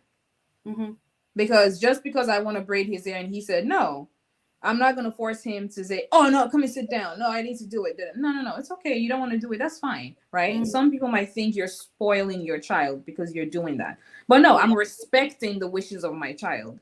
So parenting is respect, like I said, and loving your child through whatever they go through and whatever stage and whatever they choose to do for themselves as they grow older. So, yeah.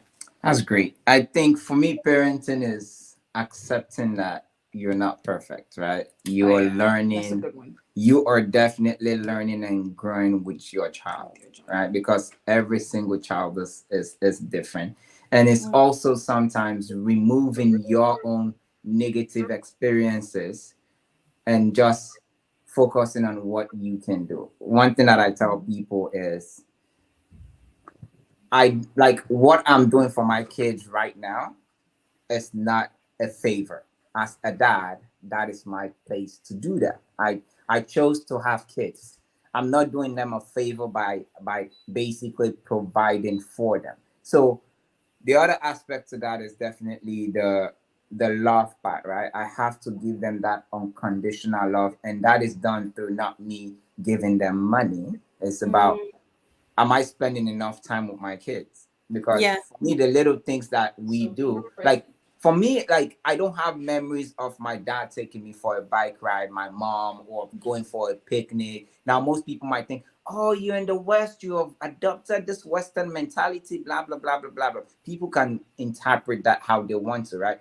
This is not my first time having this conversation. We've had this on our podcast, and people came back with their, oh, but you're in the West now. This is our culture. This is our tradition. That's how I want to be. Right? It goes back to what I was saying. People feel like they can accept one tradition and let go of the next one. But so for me, really, parenting is just the little things. I want to be in the moment. I want my sons to know that, yeah, oh, my dad actually took me for a bike ride. He taught me how to ride a bike. We used to go for a scooter ride, or we went down the street to get ice cream. Those little things to me is what parenting is in the moment, and also accepting that you're also learning on the job. So being right? present. I'm being present with my kids. This young one is completely different from Ibatima. So I'm not going to take Ibatima's template and apply it to this to the other child, which is what most of our Exactly. parents did, right? Oh, your Mm. sister had a degree in so and so. You should go be a medical doctor. That is not what parenting is. My child, each child is an individual person.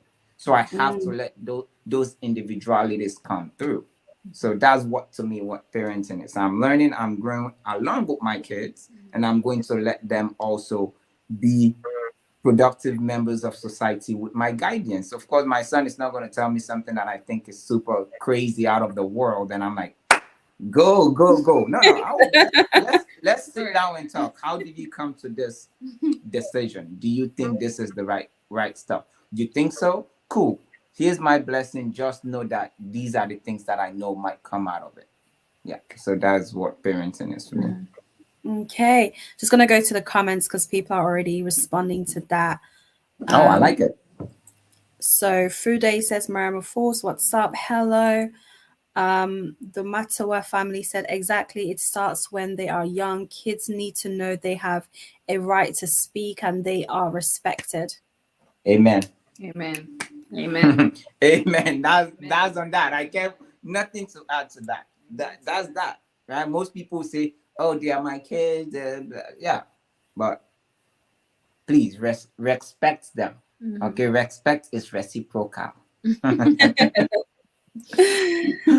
then Princess Barroyo says, yes, please follow the Tarawallie family and shift your perspective. Yes. Thank you. And then No, the really, family says, totally agree. Parenting involves a lot of learning. it does.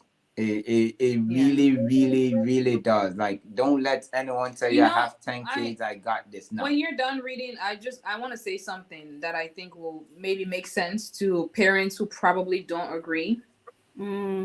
But yeah, you can finish reading. Okay. The Matwa family again says, share and give a big thumbs up to this video. Yes, if you're liking this conversation, click on the thumbs up video and subscribe to both of our channels if you haven't already. Please, guys, subscribe. Sia, hi Sia. Sia Hello. is our great clubhouse friend, and she says, love seeing the conversation, Tara. I love that image, by the way. That's a beautiful image of you. Yes, yeah, you look beautiful there. Jennifer says, you want to instill values and not total control. You're not birthing a robot for programming. This is a person Jennifer, like you with their own desires and abilities. You have to trust they'll do right things. Wow. Who is Jennifer? Jennifer, where I my lots of love to you. Jennifer is just, you're not birthing a robot. Oh my gosh, you couldn't have put it. Basically, this conversation is over. No, that is it. She put it so well. She put it well. You're not birthing a. Oh my gosh. It's not like a computer program where you have to say, let me control you. Go pick up orange and do this. What she said, guys. Mariama, you need to take this, post it as a quote on your Instagram and tag Jennifer. Please. That's such a good. What she said. I like that. Is major key. I like it. She is right, 100%. That's what. I just want to say Jennifer has definitely prepared everybody for what's about to come in this conversation, because we are gonna dive in deeper into that. Because listen, okay, Sia just said a comment. Yeah, let's go into this now. I think it's time we get into it. Okay. So you guys have defined what parenting is to you guys. Now, when you guys were living in Sierra Leone, how was your experience like as a child? Do you think those values that you have now as a parent that has children, was that the same value or experiences you had as a child? Hell no. Hell to the no, no, no, no, no. Hell to the no. Oh my gosh. Okay. So I'll start with my dad. My dad, he's a very good dad financially, like I've mentioned before. He's a very good dad financially. That's the only thing I'm over here trying to think. Yeah. But when it comes to physically being present, meaning all through my school years, not once has he ever attended like a school function, right? Now, most people might think this is not something that is important to parenting or a child, but see, now I'm an adult and it's in my brain, right? That my dad has never ever attended. Back home we have prize giving, we have Thanksgiving, we have variety shows, we have intersex sports. You know, not once has he ever. And most of these things I used to participate, right? I used to get prizes. I used to do, because I love to dance. I used to do dancing on stage and stuff like that. Yeah. So not once has he ever. I can never remember a day that he has attended, right? But like I said, he's a good dad financially, and also he will make sure you're okay, you're comfortable, right? He will make sure that what was okay. For example, when the war was going on in Sierra Leone, we moved to Ghana. So we lived in Ghana for a few years, right? Which is why when people usually ask me, and I tell them that I basically grew up in Ghana, right? I went back to Sierra Leone and continued school, and from Sierra Leone to the US, right? So he will make sure you're okay. I will say I'm definitely grateful for him that I had that experience. I wasn't in Sierra Leone to experience the war, right? I'm grateful to my dad when it comes to stuff like that. But also being grateful for certain things, it doesn't make it bad when you mention the things that you lacked as a child, right? Because I think people do that. They tend to do that. They're like, but you had it good, but your dad provided for you money. You went to school, this and that. Most kids don't have that.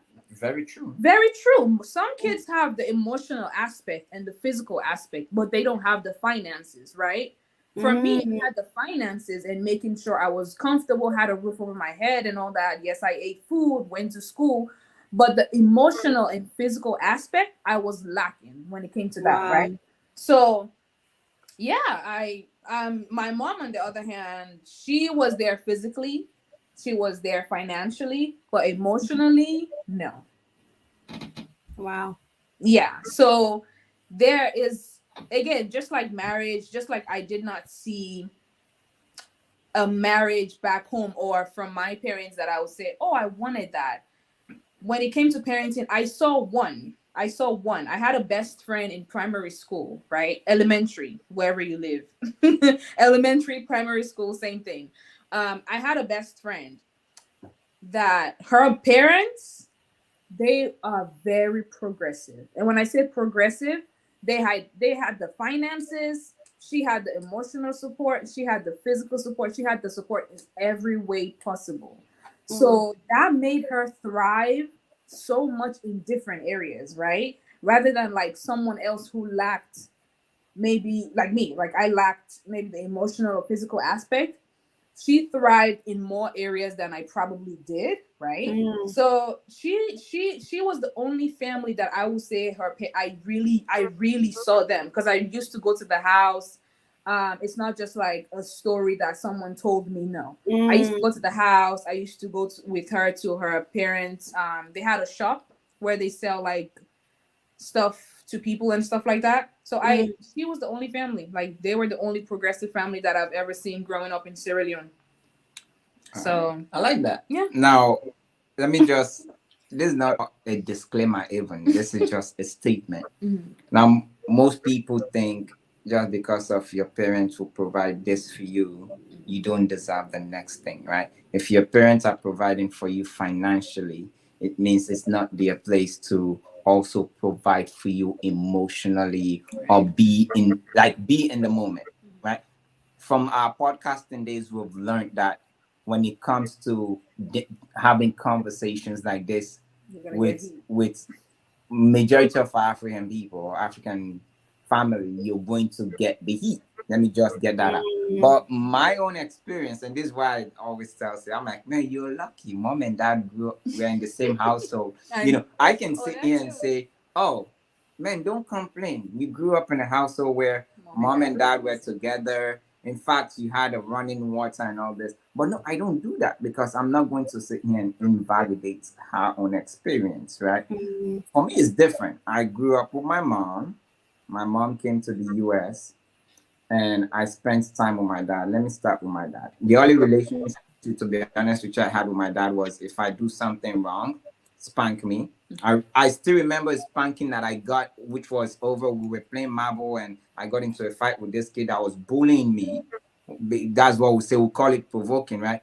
I just came from Bowtown, so my pronunciation were definitely different from that of the traditional Creole kid in Freetown. So we got into a fight. I still remember that beating. It was a massless beating, right? That is really the only relationship I had with my dad, to be honest with you. Like, I don't or go take book and study. That is it. Now, my mom, since I spent 99.9% of the time with my mom before she came to America, of course, I remember like we used to sleep together. You know, she went above and beyond to, of course, provide for me, like send me to private school and all that. I give her kudos on that part. But now, when my mom left Sierra Leone, I wasn't really old enough to even know what emotional support is or whatsoever. But even with my mom, I have scars on my face that came from her beating me. Those are, I think, the memories that I can show you scars on my face that was from her lifting me up and smashing me on the floor doing beating. Swear to God, I'm not making this up, right? Unfortunately, those are the memories that I remember. Now, when I came to the US, based on the fact that we were apart for almost 7 years or more than that, right? The relationship really never became too smooth. Right? Me and her were cool.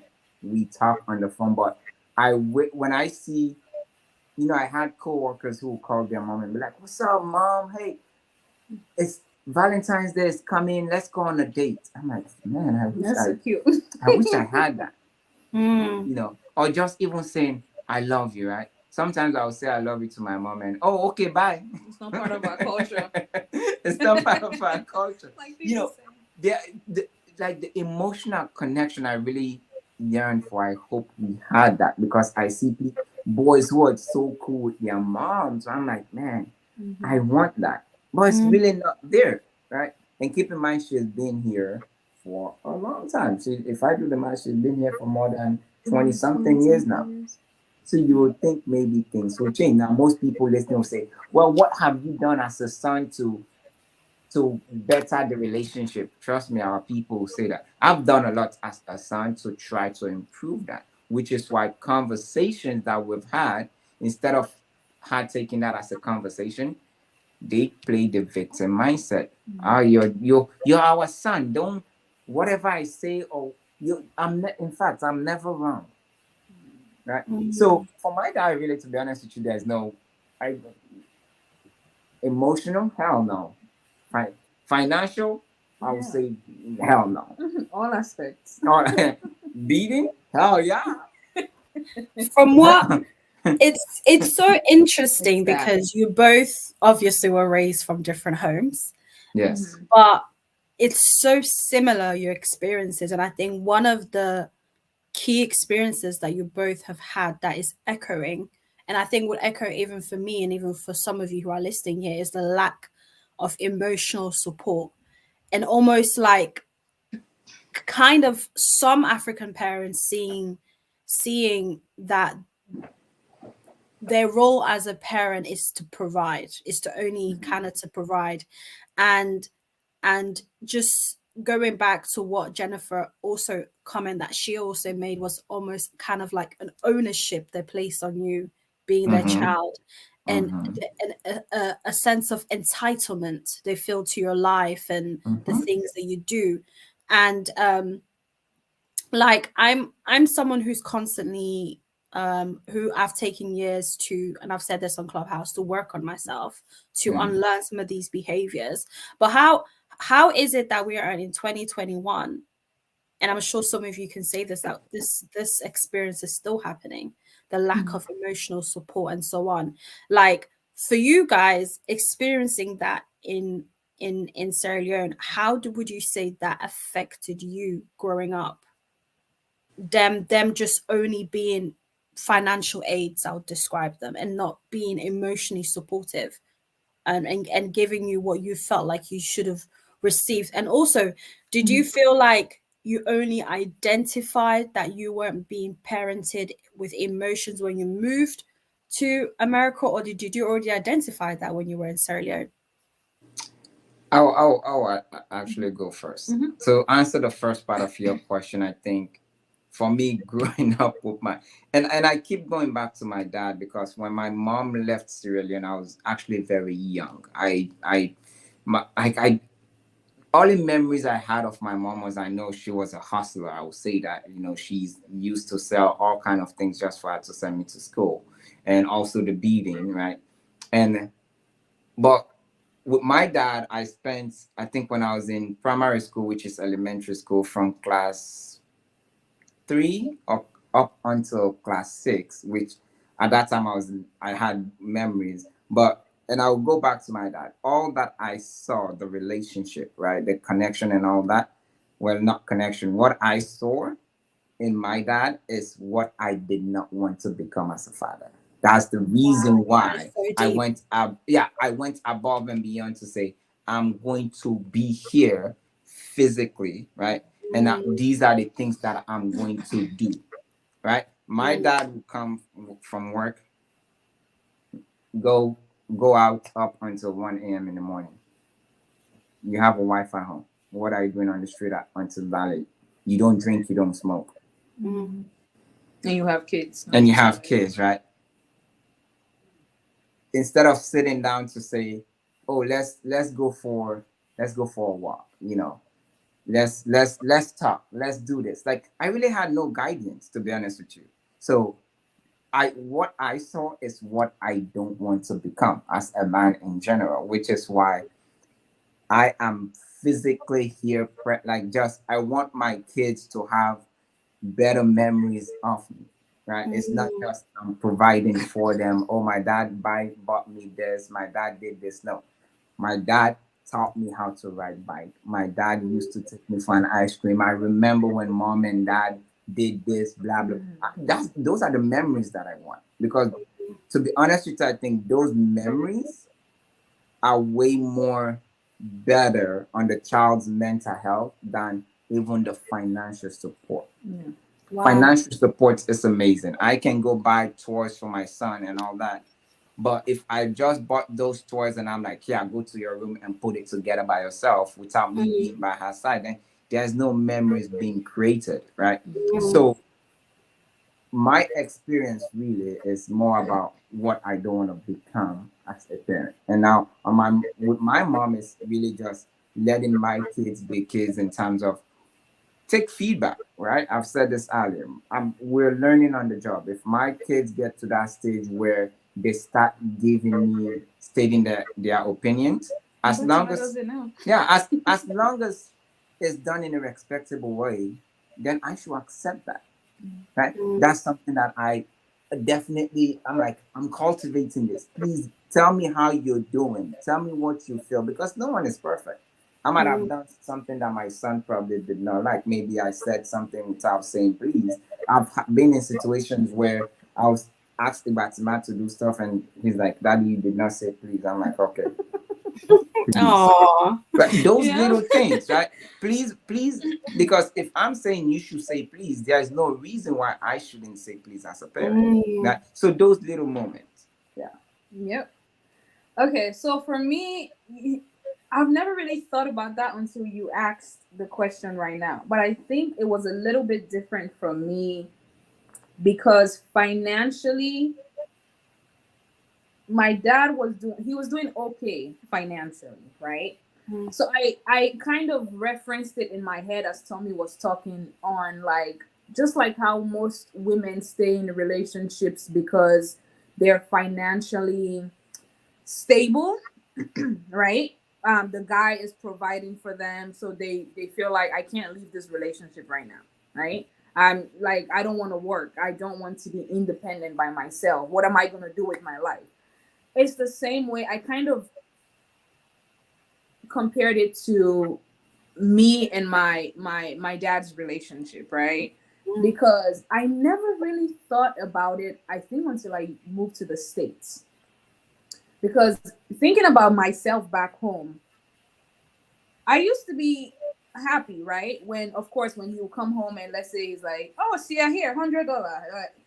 You're happy, you're smiling, right? Yeah. You know, he would take me to the supermarket. Like I said, he made sure I was okay and comfortable, right? Take me to the supermarket, buy, oh, you want cornflakes here, you want this here. Or sometimes when he's off work and he's coming back home, if you don't know about the famous place in Sierra Leone, Noresca, you're sleeping on that place, okay? So I don't mean to cut you off, right? You see how I experience? It's completely different from me. Yeah. Right? So anyone watching thinking, you're ungrateful. No. What she's saying doesn't mean she's ungrateful. She's just stating what she wanted. Yeah. So, you know, coming back home, he'd be like, "Oh, do you want something? I'm at this place." And I'll be like, "Okay, I want some ice cream. I want chicken. I want fries, whatever," right? So I had these amazing experience when it came to that. But like I said, when it comes to like the emotional and physical aspect, I did not have that. And I did not think about it until I came to the States. So it's like the financial aspect of it masked everything else. Even though, of course, if I did something that wasn't to the point where I felt like I need to receive a beating, right? Which I got. I have a lot of scars on my skin that I can show and say, yeah. Same here. Because I don't know about anybody else, but for me, when my parents wanted to whoop my ass, they would strip me naked. Like the way I came into the world. Strip me naked. My mom used to lie down on the floor. She would step on the back of my head with her foot and whip me from head to toe. Okay? That was my experience. So yes, I knew stuff like that was bad. But like I said, because the finances, because you know, here and there my dad would be like, "Oh, here, 100,000 leones or $50 or something, or do you want food? You want this, you want that." I think that kind of like maxed the other treatments that I was getting. That wasn't the right thing, right? So, but that was a good question. And I think to add to that too, right? Most people might say, "Oh, it's because you guys are in America now. That's why you're thinking that way." No, I think we're also grown now. We're really, the more you interact with people, Mariama, the more, let me say, platforms like Clubhouse, right? The more you hear people's experiences of maybe what they got from their parents or what they did not get, then the more you really sit down and think about, oh, here I was thinking my mom actually did a great job with which she did. But she could have been doing this. So it's not just because we're in America now, we think everything is westernized and all this. No, it's because of we are all getting older, right? You've been here for what, almost 12 years. Yeah. When you left Sierra Leone, you were not mentally mature enough to really comprehend whatsoever parenting is like or what parents are supposed to do. Up until maybe you became a parent. I became a parent. And you're like, or maybe you started reading and you're like, oh, these are the things that as a parent I need to do. So I just want to let people know that. Yeah. And definitely just to add to that as well is that if you're listening to this is Sia and Tommy's individual experiences, and collectively they're talking about how they want to parent their child. And if you're listening to this, you agree or you disagree, that's your personal opinion. But right now we are speaking to Sia and Tommy about their experience. And also while you're listening to them as well, if there's anything you agree on or maybe you want to ask them any questions, the comment section is there for you to ask questions. Anything disrespectful, you will get blocked. I will block you personally, so please don't say anything disrespectful, because this is, like what Umu has said, this is a very sensitive topic. So And I just and I know there's so many comments, and I'll go to the comments in a section in a second. But I think a very important, continuation to this, I would definitely add is, do you think the way our African parents are, because there's so many things you guys have said I identify with. From I was also beaten as a child. I also felt like I didn't have any emotional support or any kind of emotional connection kind of a thing. I always felt like growing up that almost like I just had to listen I had no say, I had no voice. I was basically being programmed. I am a robot, like and a also, puppet. yeah, and sometimes I felt growing up as well that that I'm going to hell if I don't do these things, because I Obey. feel like sometimes parents can also use religion and culture and mash it together, when sometimes it's ego. You know what I mean? And like I said, guys, this is a deep conversation. If you can't take the heat, please do leave the room. But do you think the way they are is, because sometimes I kind of look at it like, is it because we have to be honest, Sierra Leone is a very poor country. It's a very, very poor country. And there's lots of frustration because of the poverty people are going through. Yes. Come on. Sorry, he's asking if we're almost done. Say hi to the guys. Say hi. Hi, Batima. We're almost done, We're okay? almost done. Sorry, guys. It's like, go ahead. I want to get some loving from my parents. But Sorry about that. do you think it's culture that makes them the way they are, or is it to do with they were raised at that, so they're passing on the trauma? Like, and the reason I'm asking you this question is because, like, for me, I had to reach a stage where I had to like go to a place of understanding to why my parents did the things that they did. You know what I mean? Kind of almost put myself in their position to kind of see, why did they do the things, and what access and resources do I have, the reason why I see the things that I see. You know what I mean? And it's allowed me to give grace, a lot of grace to my parents, and a lot of forgiveness without even asking them to say sorry, because we all know sorry, we ain't gonna get that. I'm not gonna get it. Yeah, but what would your opinion be on that? Like, So here's what I would say, right? It's definitely, yes, this is how they were raised. So quote unquote, they don't know any better. But however, right? They are also, we have one of our aunties who grew up in Sierra Leone, born and raised there, and she said her dad was super progressive. Her dad was the type where even when they're eating, he would rather have them eat the meat instead, right? And keep in mind, her dad was a paramount chief in general, right? Here's a paramount chief that's super progressive. That's one. Then the other aspect to that is, Sia mentioned this earlier. If one parent or certain household have this progressive mindset, right? Or they are providing for their kids in certain way, there's also nothing stopping the next parent from also being progressive. Now, also what I will add to that is, what about those parents who have left Sierra Leone in developed nations like America, England, wheresoever? The problem, I think, is really not how they were raised. I think the problem is most of the time is the ego aspect of things, where they don't want to take feedback.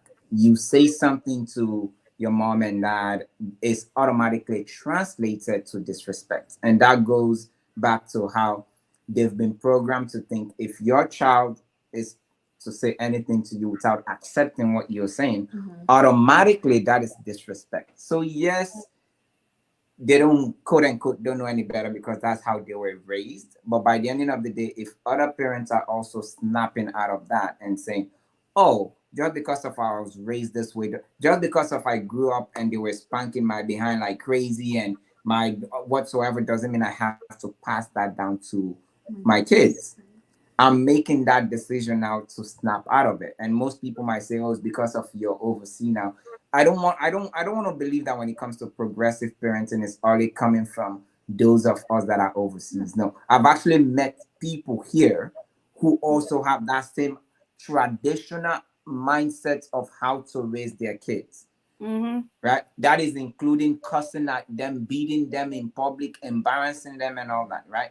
So I don't want to think it's just, oh, because you're in America. And I'll say this: there are also parents, young parents, older parents who are in Sierra Leone who are super progressive, who are willing to learn from their kids. But the thing is, only a fraction of those people are willing to learn. So unfortunately, the other higher percentage are the ones who still have that I'm your dad mindset, I'm your mom mindset. So whatever you say, I don't want to learn from you. Most Yeah. of them just don't really want to learn from us at all because, quote unquote, you are my child. That's the stemming point of it. So yeah.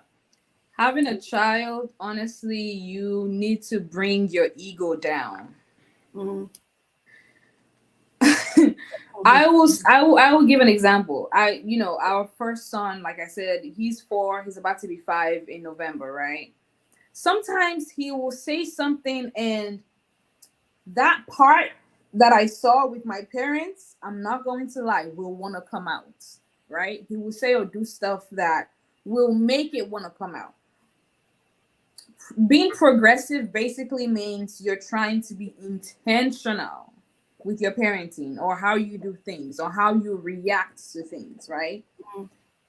He's 4. Okay, so I can't even imagine when he gets to like being a teenager, like how I'm gonna have to like keep doing like self-parenting affirmations to myself.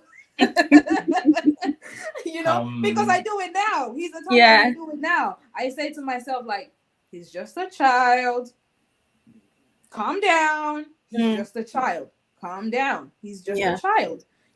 He can express himself, because I'm not going to lie. When you have a child that is expressive, which is pretty much all kids, I will say, it kind of makes you, I don't know, what's the word that I can use? It makes you feel like who are you? You're a child. Who are you talking to? Why are you talking? You right? You get what I'm saying? So I understand that aspect, and I would say I think that's the problem with most of our parents, or some of our parents, right?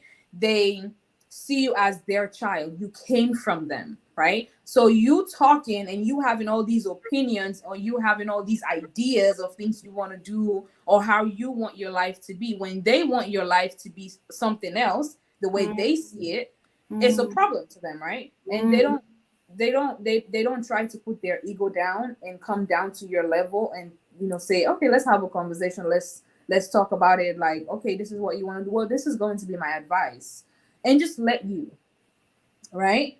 I see parenting as like when you go for therapy, right? When you go for therapy, they don't force their opinions on you. They sit down and ask you stuff that will make you change your opinion on whatever it is, right? They sit down and ask you, like, so do you think that's the right thing to do? Do you think what you did was right? And you really sit there and you're feeling stupid as hell, right? That's the same way I see parenting. I think as a parent, if your child comes to you and they're saying stuff that you think is stupid, just sit there and and just ask them certain questions that will make them think, right? Like, okay, good idea. Do you think that's a good one though? Stuff like that. So yeah. So Mama, one thing that you stated, right, was how you went to that point where you basically have forgiven your parents, right? I am pretty sure the reason why you've gone to that point was because you've probably had conversation with them, right? And they have probably come to terms or accepted certain things that, okay, maybe we went wrong here. But not every parent is ready for that conversation. Oh no, I've never received "we were wrong here." I think, as you guys know, Thea have their kids. Yeah, but just to say, just to add to what you said, for me, it wasn't about them. Me It was about reaching you. a stage of forgiveness and healing was everything about me. So it was all about, if I'm going to get to the next step in my life, in order for me to be the best wife or mother girlfriend, wherever, I have to heal myself. And I Right. think sometimes as humans, we see forgiveness as in somebody needs to say, it's great if somebody says it, right? Yeah. But Yeah. for me, it was when it came to parenting, I just did it for myself because I That's think I right. just reached a point that I was like, you can't teach, there's certain people where the saying, which is you can't teach a dog new tricks, really that is what some parents are. So rather than me waste my time going over what you did, what you did not do, I rather just heal myself and do what I need to do to position myself to be mentally sane. You know what I mean? Because and also I've also learned, I've also, and some people may find this to be toxic or not, but for me it's like, that is who you are. I'm going to create a way where I can have either more or less of you in my life. Because as an adult, I can choose to see more of you or less of you. Yep. But I'm just like you guys. I'm one of those people where my mental health is number one, right? I'm never, ever, ever going to jeopardize my mental health all in the name of respect, because it's not like, it's not respect, it's a mixture of respect and ego. You know what I mean? Yeah. Like what you both have just said. And I think sometimes, and I know right now we're speaking more of the negative side of parenting, but it may seem negative for some of you who are listening, but we're just speaking on our experience, as in like, Experiences. Yeah. yeah. And right now we're focusing on the things that we didn't, because most important, that C and Tommy are talking about the things that they didn't experience, that they are now trying to not implement in their parenting style and so on. So for me, like, going back to what I said on learning and forgiving, it was more about me, because I realized that because I was holding on to certain things, it was affecting my relationships. You know what I'm trying to say? And because I was always blaming not having certain things, or maybe my father wasn't there, or maybe my mom wasn't there the way I wanted her to be there for me, it meant that I was accepting less because I kind of saw it as a norm, if you know what I mean. But once I healed and really just realized that, okay, this was an experience I had as a child, but I'm now an adult, I don't need to bring that into my adult life because that's the past. Okay, what's my present? So that really helped me. But a lot of people, you can do whichever way you want to do. But yes, Tommy, please continue to what you were saying. No, I mean, it was just in general, like, yes, most parents sometimes will sit down and say, let's have a conversation, or are willing to have that conversation. And once you maybe have that conversation with them, you're like, okay, cool. Now I get why you did this and did this. They have to come to terms to accept that, right? And not everyone is willing to learn that, oh, let me accept that. Actually, what I did was something that I learned, and I handed that down to you. I was also still learning as a parent. And I stated this earlier, as a parent, you're constantly learning and you're constantly evolving. Right? Yes. If only most of our parents are willing to acknowledge that, then it will be great. Now, not every conversation here is going to be negative, like you stated. There are great experiences. I've actually said positive things. Yeah, there are great experiences that we've had. I'm sure there are certain traits that our parent did pass down to us that we definitely want to keep, or that we are preserving. Right? I'll proudly say that. And there are some. This is just saying we don't want most of them that they handed down to us. So, Yeah. Yeah. And that wraps up perfectly with the next question that I've got. Sorry, my phone has locked. Sorry. Which is, what parenting style have you not adapted as new parents now, and why? So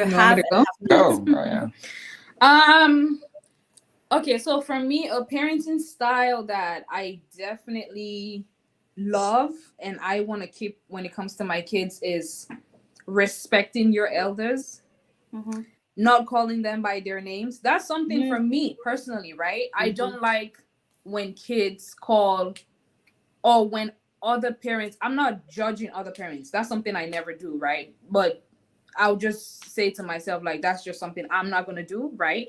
But when parents allow their kids to see someone older than them and they call them by their names. And when I say older, I'm not talking about like 2 years older than them, 5. I'm talking about maybe 15, 20, you know, like really, really older than you, and Yeah. you're calling the person by their name instead of auntie, uncle. That is something that I actually love, right? That's something part of our, what would you say, tradition, culture, or something that I implement when it comes to our son. And I don't even think we actually implemented it with Ibatima. It naturally just came to him because he sees us doing it, right? He sees us, like when we see people that are way older than us, that's auntie, that's uncle, right? So out of nowhere, I noticed that whenever he's on the phone with my friends, or you know, people that I know, he automatically knows this is auntie, this is uncle. And I just told Tommy, I said, you know what I noticed? I said, whenever he's much talking to someone that, you know, our friends, or he always knows to say, hi, auntie, hi, uncle. Wow. That made me so happy. I don't, that just made me so happy. And I know it's just from him just seeing us maybe on the phone with people, because we're not really, right now, we're not really around much people, right? That we call aunties or uncles. So it's really just when we're on the phone or FaceTime, stuff like that.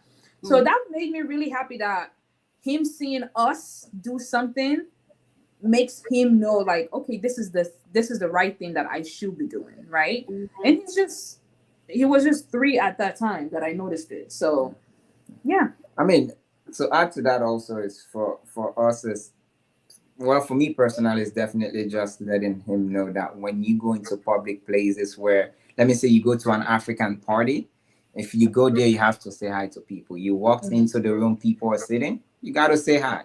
You just can't walk in and stand in the corner. No, hi auntie, hi uncle, even if it's just an corner. Oh, hi. Yeah, I do that. When I go to do events, when I walk in, I might not go around and greet everyone individually, but I'll at least say hi everyone, you know, stuff like that. I've seen just some kids come in and literally just stand on the phone Or just walk past. or just walk past. We're not doing that here. You have to acknowledge people when you come into the room last. So that's definitely something that, and the other aspect to that is this, just me being very traditionalized. If you're sitting and a woman is standing, you got to get up for that woman to sit. I'm sorry. That part of my culture, definitely, I think I'm giving. Yeah. And I think for women. I don't know if you guys have forgotten this one, but I really like the fact that you guys have said it on Clubhouse quite a few times, that giving your child an African name was so important. If you can speak that part, yes. You see, we even forgot about that. I forgot about that one. We automatically thought people were gonna, no, for us traditional names, I think that's the reason why we're even sitting here, right? We talked about this earlier. How did we know we're meant for each other? It was because of one, how we want our kids to be raised, and also the traditional names. We're very heavy on the Sierra Leonean culture in general, right? I can give my kids different name them after my dad, my mom, this. No. The traditional names have meanings behind them, and we go above them. Oh, the other thing I forgot to actually mention is ensuring that the kids do speak our local dialect, which in this case it will be Creole and Mende. Unfortunately, Sia doesn't know how to talk the Kana. Well, you understand the Mende, right? Oh, yeah. But yeah, definitely they should know our local dialect. They eat the food we cook here. Yesterday, Batima was eating that, right? he will eat his Western food, but by the end of the day, you're also going to eat the rice and whatsoever plasas or soup whatsoever mom made at home. So we're definitely heavy on that. We're not shielding them from that culture of us at all. No, this is our culture. You also have to embrace that. Which is why, like, even for this the last one, we did not give him a middle name, because we don't want him to automatically default to his middle name. Yeah. Wow. Right? Yeah, we don't. Yeah, we said no middle name, because we want that name to be your name. With Ibatima's name, he doesn't even know that he has a middle name. He does, but he doesn't know that he has one. He does, but he doesn't. Because all he knows is Ibatima. And when we go out, yesterday we went to the park. What's your name? Ibatima. He proudly owns that name, right? Because he's unique. We tell him this all the time. You are unique. That is your name. So we're heavy on those things. Thanks for reminding us. You see, you listen. I like it. I know. Picasso. because I like it. Oh my But God. yeah, those are just the basically aspects of friends in our tradition that I think we're definitely embracing and going to And keep. going to keep, Yeah. for sure. Yeah. And then the things you're not gonna keep. Oh man. See, we just talked about the positive. The things we're not gonna keep to us is negative. To some people, it might be positive. That's fine. But definitely just again thinking, you own your child because they came from you. Yeah.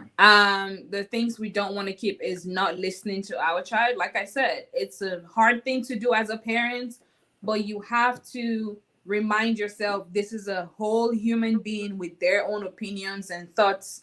I have to listen to my child. What else? No spanking. We try Beating, not to yeah, no. beating my child like they're my slave or something. No.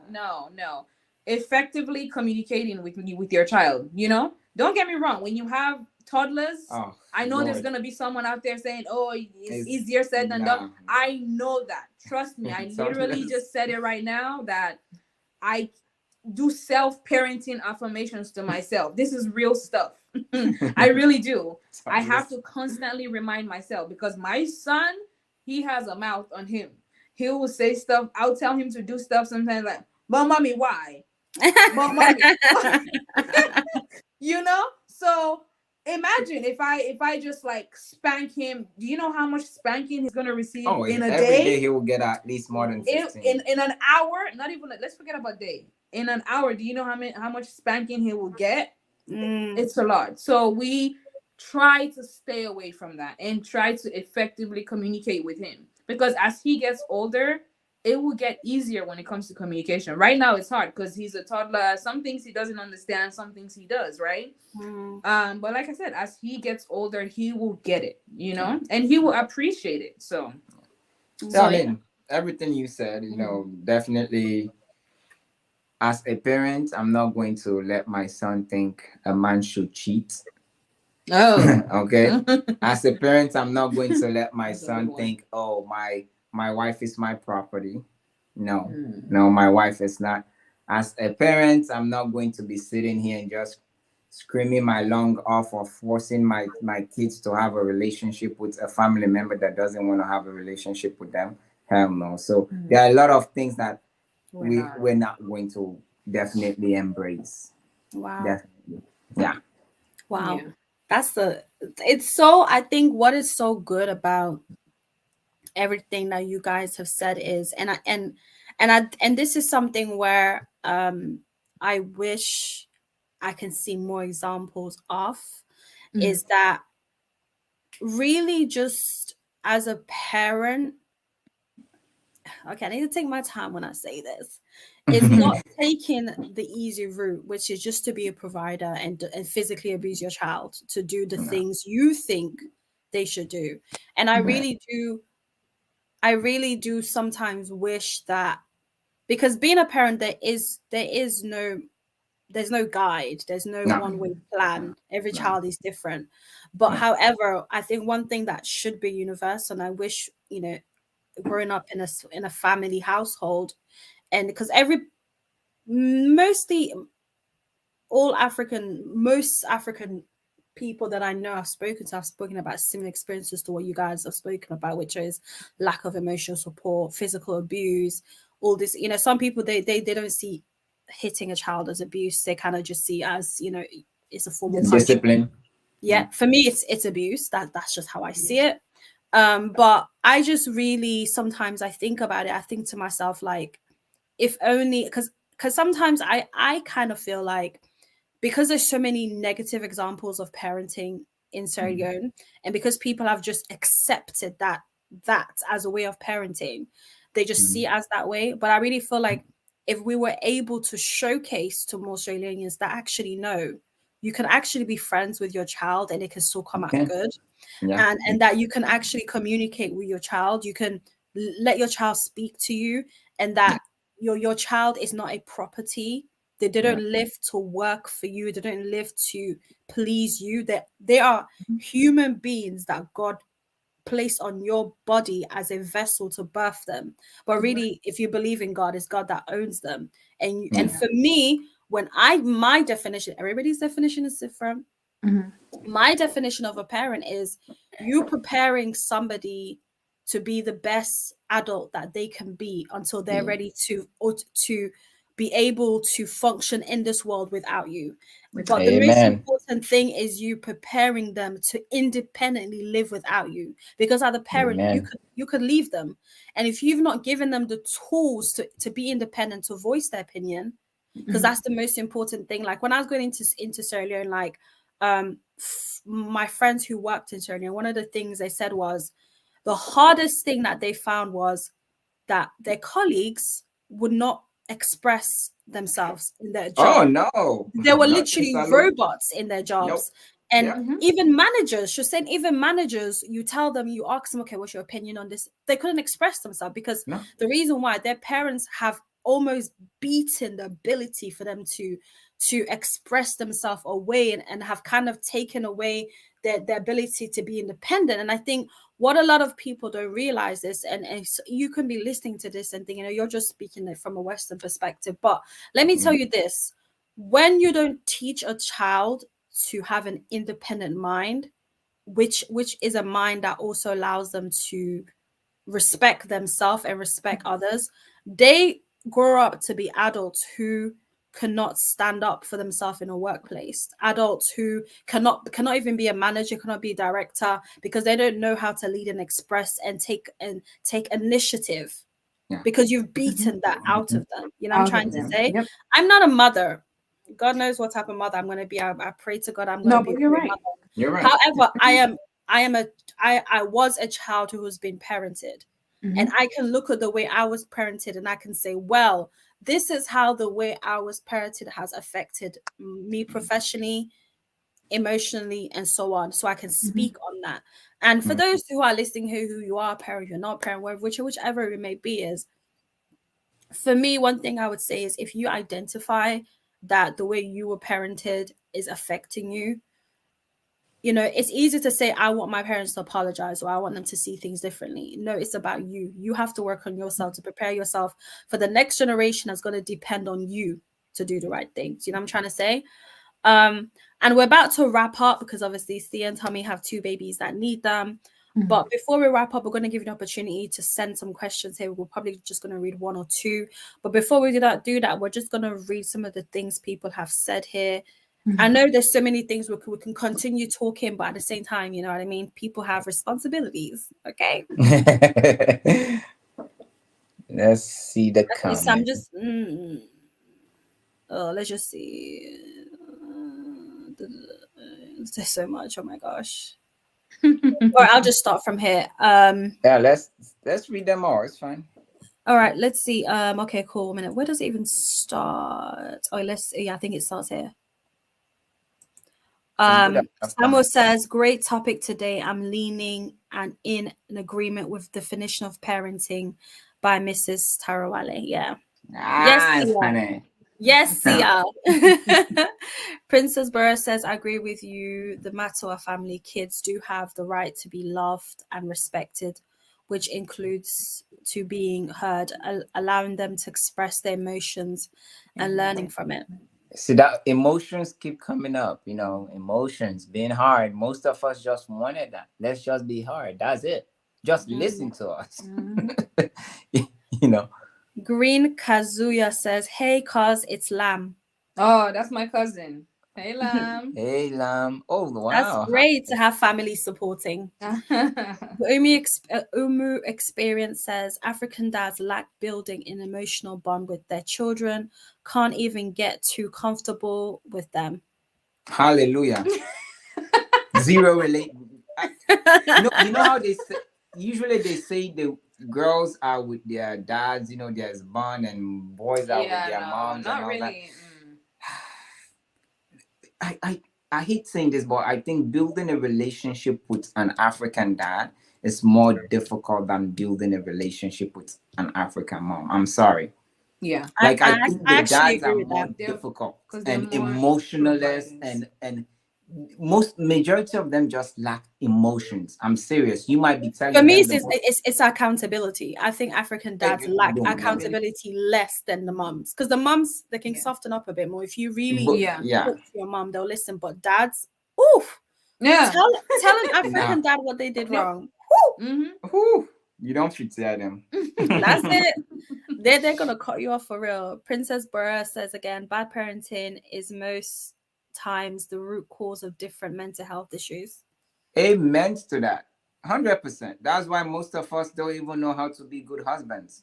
I'm serious. Mm-hmm. If what I saw in the house was my dad when he comes from work, goes jumps on the street until 1 2 a.m. in the morning, I'm going to grow up thinking that was okay. And up Yeah. until I met my wife, that was okay for me, right? Cheating was okay. Doing all the extracurricular activities outside of my relationship was okay.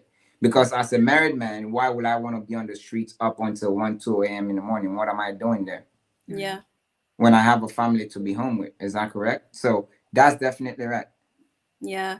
And just to say on a mental health, I definitely saw traits of mental health a lot amongst couples in Sierra Leone. I think there's a lot of, and I think Sierra Leone in general, and I've said this multiple times, a lot of people are suffering from PTSD.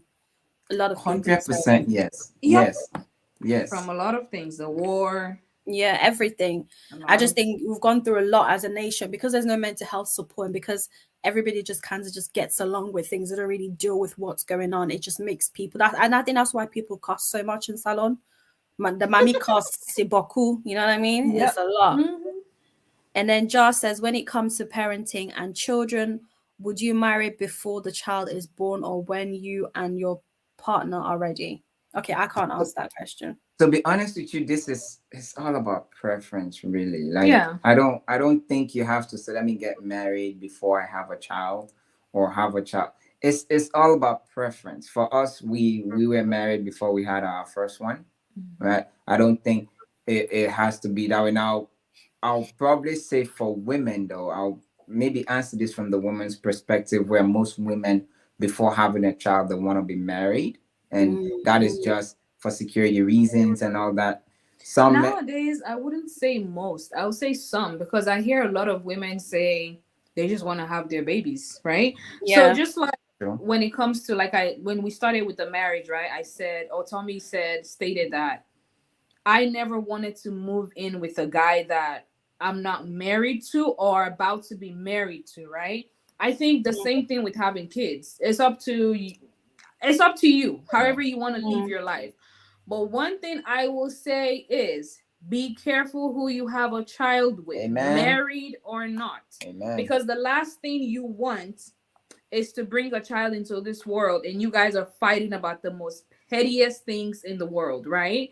So be careful who you have because you can be married and still have a child with that person and it's still it's the worst decision that you can ever make or do. So it's up to you as an individual. If you want to, and also whatever you want for yourself, just make sure you do it. If you want to be married before you have a child, find the right person, work on your relationship and which was me. I personally, I never wanted to have a child when I wasn't married, right? So which is why I found the person and we worked on our relationship and we had kids. So it's up to you as an individual, whatever you want for yourself. But my only advice would be careful who you have a child by. Be careful who you have a child with and by. That's all I'll say. So yeah. Yeah, that's a really great response. Teti's family says, I agree with her. African parents lack an emotional bond with their kids. Now I have kids, it's hard to try something new. I never had as a kid. Had as a kid, so, I know. See, she's having to reparent herself. It goes back to what I was saying. You're literally learning on the job how to be there emotionally for your kids. Like every single day, like I see myself, I'm like, oh God, this boy just irked my gears, but I'm not gonna spare him. The other night, I don't know what It's he real. did. He came downstairs. I was mopping the floor and he fell. We told him don't do that. Don't do it. Like And he over did and over anyway. again. He left his room, came downstairs. We just had him fall. Almost broke a bone. And we screamed so hard and I spanked his butt. And then I went to bed. I was laying down. I'm like, I did not even ask that child if he was okay. He just Yeah. fell. Yeah.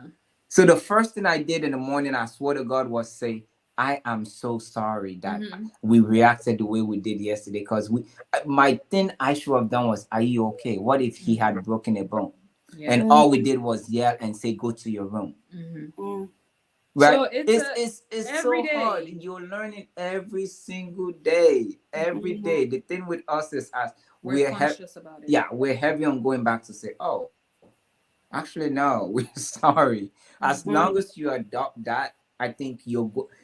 Check yourself. Have that mental check note. Like, this is what I don't want to become. I actually just did exactly what my parents used to do to me. If I do something wrong, they'll spank me and never ask, are you okay? My son fell. He could have fractured a bone. Instead, I actually just focused on yelling, spanking his butt, and sending him in his room. So I felt so bad. The first thing is, I'm sorry. Yeah. All that. So she's definitely right. Wow. There's so like the things people are writing right now. Wow. Samuel Davis says, to be honest, I would say yes to Tommy about how African parents really do their own parenting is totally different experience compared to here in the US. It is. It really is. But now keep in mind that the younger generation, came from that parenting style though. So if we can change our mentality of how to be a parent, then what is stopping majority of our parents from changing that? You even tell some parents like, oh, let's go to therapy together. Most don't even believe in therapy. They think it's a waste of time. Like, why am I going to go sit down with someone I don't know and tell them my business, right? Yeah. So you just got to be willing to do the work. I get it. Their time, they never had Google to Google things. They never had things to learn about mental health. I get that part. I really do. But how long are we going to make excuses and say, oh, that's just how they grew up. They never had the internet. They never had the research. Now the research is there, right? Yeah. So I think if they want to learn, they can say, you know what, I'm going to learn with my child now. I'm gonna try and listen, even if it's going to be hard, right? I'm gonna sit down and just listen to what they have to say. Yeah. A lot of parent-child relationships will be, I don't want to say healed, depending on what the child went through, but it will get somewhere. Yeah. Right? If they just listen, just sit down and say, I'm gonna listen. You know? Wow. So definitely, that's amazing. Jennifer says, at Tommy, God willing, they'll have amazing memories, empowering them to lead their generation to come. I think she's talking about how you're parenting your children. Oh, thank you. To that. Amen Thank to you. that. That's our goal. You know, we don't Absolutely. want our kids to go, our boys to be out there just hurting women. Or anybody in general. Or anybody in general. We just want them to basically be part of the family, right? Yeah. They can be from the family, but are they really part of that decision making? We want them to be part of it. You know, and one of the things that Sierra and we keep praying for is we can't wait for Batima to be old enough and actually have him on the podcast and interview him on the podcast. Yeah, like what do you think of as parents? Like that's the one thing we keep looking forward to. Like I can't wait. Really just want to have that raw, organic conversation of rate us as a parent, where can we improve, and document that for him. You know, that way maybe 15, 20 years later, he can play it for his kids and say, these are the conversations I had with my parents when I was growing up. That is so, guys. We can't wait for that conversation. I cannot wait to listen to that conversation. I cannot wait. That I just want to say the fact like what you guys are doing are called conscious parenting, so the sociological term. And I just really like how, like, when you said, Tommy, like, you know, when Abatima fell down and then the next day you reflected and thought, oh, I could have done that differently.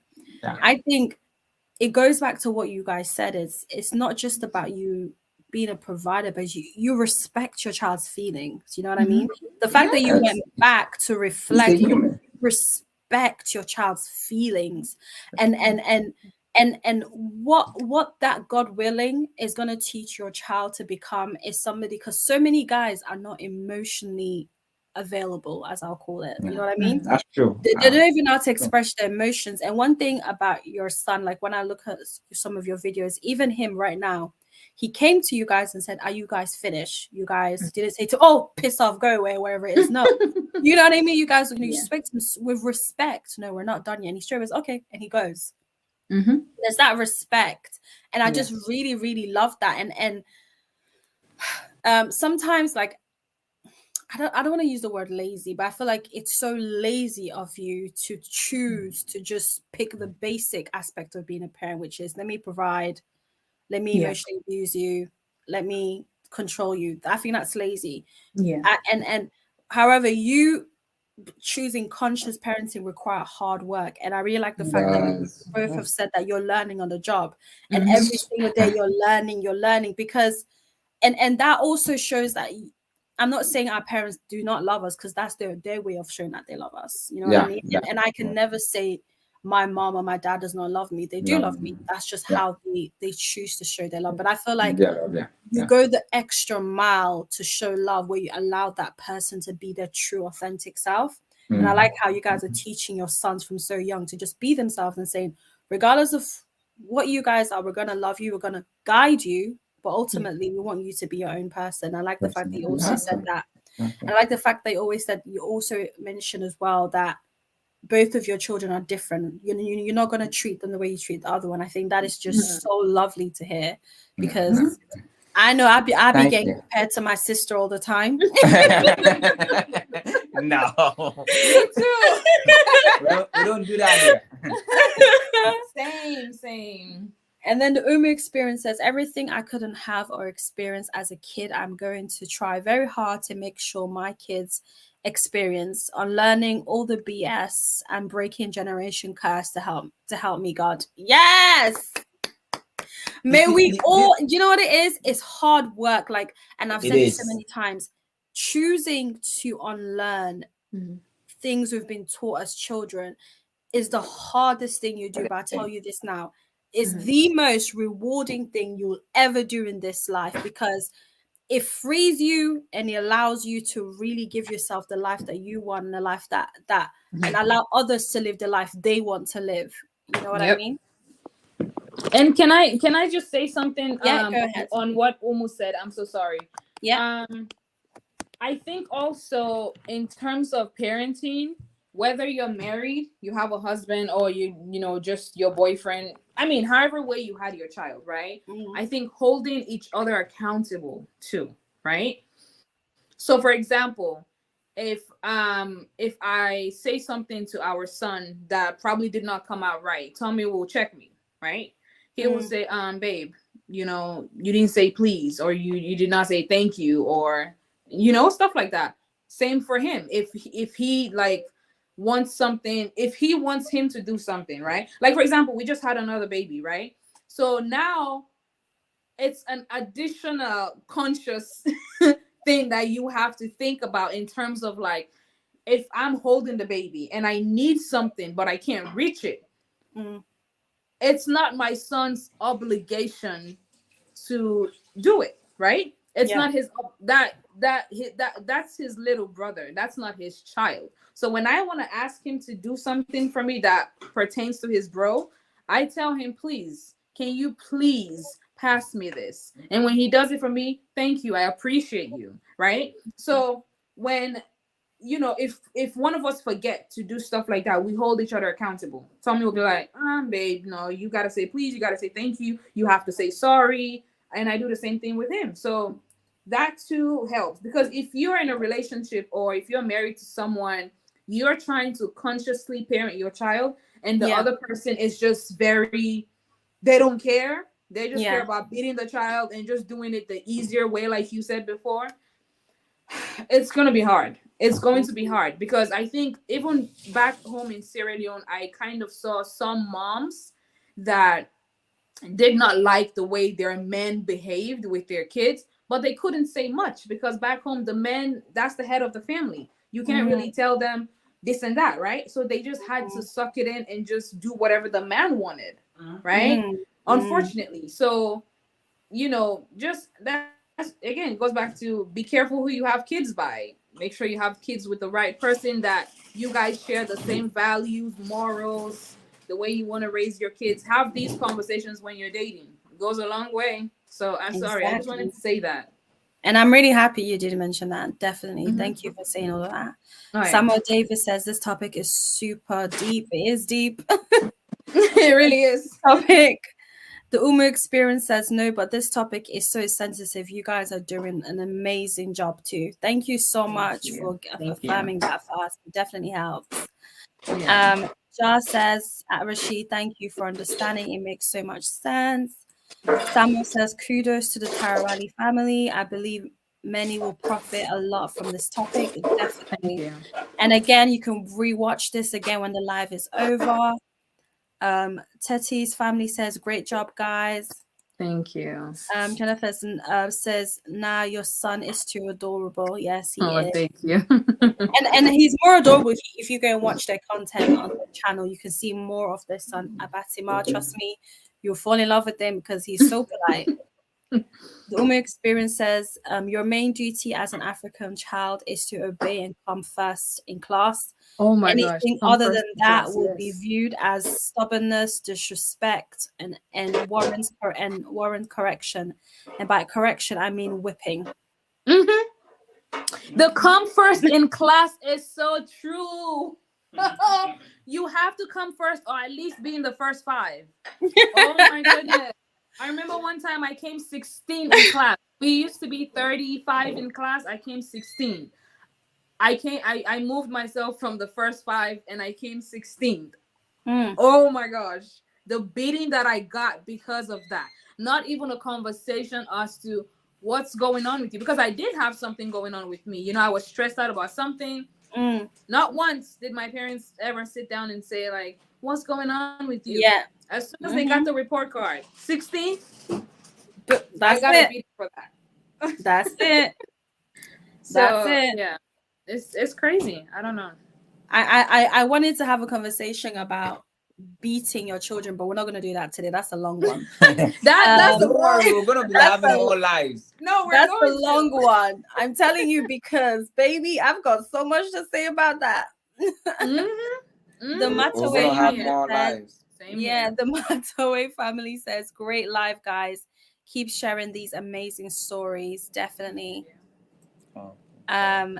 Tete's family says, growing up, adults are always right and you have to apologize for their mistakes. For their mistakes. Oh God. Somebody, can you pin this comment too, if you can, please? Drop the mic somewhere. Wow. This is spot on. For their mistakes. You call them out on something, you're wrong. Now they play the victim mentality, and if you're not independent of them, they'll go around telling the entire family how you just beat them up, pretty much. This right here. Man, Lord help us. It's interesting how we all came from different backgrounds, but pretty much everyone on this live right now, the story is the same. Can you believe that? It's crazy. It's just crazy. Yeah. Like not anyone. Anyway, that's true. That is true. The Matawe family says most people can't be confident enough to speak about these facts, mostly in the African community. They just normalize them. Yes. Yes. Especially with our parents. The question is, if we can cut off, or if we can hold friends and other people accountable for their actions, why is it that when it comes to our parents, it's such a taboo? Well, they are our parents, we came from them. They are our parents, but they're still human beings, right? No. Our parents are never wrong. Whatever they throw at you, you should take it. You're their kids. You shouldn't cut them off. They hold us accountable for things that we never learned from them, right? For example, you have your parent will tell you, oh, you never said sorry to me when you did this. how am I gonna know to say sorry? I never saw you say sorry to me or to other people when you did something wrong. You know, you so I'm not used to it. It's so strange to me, you know? Anyway, let's move forward. Trust me, this is one of those things where there's so much you can say. It just never stops. The experience says, and I honestly feel like our parents just raised us that way because that was all they grew up learning and knowing. And I think they were much better than their parents because their parents were brutal. I'll be honest with you, when my mom tells me stories and when I hear my grandmother tell me stories about her parents, oh, it was brutal. It was way worse. No, that's true. Our parents are also changing, right? That is definitely true. And born and raised in Sierra Leone is a different story, man. Yeah. But however, that if some parents are being progressive and snapping out of that, I strongly believe that if we start holding our parents accountable and stop saying, "Oh, what can we do? They are our parents." We basically just ignore things. Yeah. You know, there are situations where I can give you an example right now. If some people here overseas had they holding those people accountable, those people won't still continue doing what they're doing. Because if it's coming from 1, 2, 3 people, then now you know I am the problem. But if it's coming from only one person, you know, oh, if these other people are not complaining, then that my child is the problem. Does that make sense? It's just like if you're trying to call your parents out and your other siblings are there just playing, oh no, everything is fine. Your parents are going to see you as the problematic child. But if everyone is on the same page, now there's accountability coming from all my kids. All angles. Yeah. Right. So definitely. But Umu is definitely right though. Yeah. Umu also said my mom and auntie spanking me as a kid didn't do anything but made me worse. I was a bad kid, but I really was crying out because my mom was a single parent. I needed my dad and he just left. That is really sensitive to say. I'm so sorry about that experience. Now I see why you call your channel the Umu Experience. The Umu Experience, right? Yeah, that yeah. I'm so sorry to hear that. Yeah, I'm so sorry to hear that. Let's talk. Oh man. I know. I'm sorry. And I think just to add to what Umu said when it comes to beating making you worse, is I think there was a conversation being had online regarding the effects of beating amongst Black men and why Black men are so violent. And I think you hitting your child is teaching your child that when someone does something wrong to you, you should abuse them. And it makes you be and sometimes as a parent you can say, well, that's not what I'm doing. I'm teaching them to have respect. No, you are teaching that person that if somebody disrespects you, you hit them. Children don't learn by what you say, they learn by what you do. Even aggressive behaviors, I look at some of our Black men, they're aggressive because their parents were aggressive towards them. And I look at some of our Black men as well, they can't express themselves because they weren't taught to express themselves. They were just taught that you do this, if you do wrong, I'm going to hit you. So now they grow up, which is like, you've done something wrong to me. I'm not going to tell you done something wrong to me. I'm just going to hit you. This is some Black men, not all Black men. But I just feel like beating doesn't have any effect. Like, because even when I think about some of our family members that we know, if you look at the decisions they made, so what did the beating exactly do for you? Did you make better decisions because of the beatings? Nope. For me, I am anti-beating. I'm against it. I also see it as abuse. That's my opinion. You're allowed to have your own opinion. Same here. I'm right there with you. Same here. Same.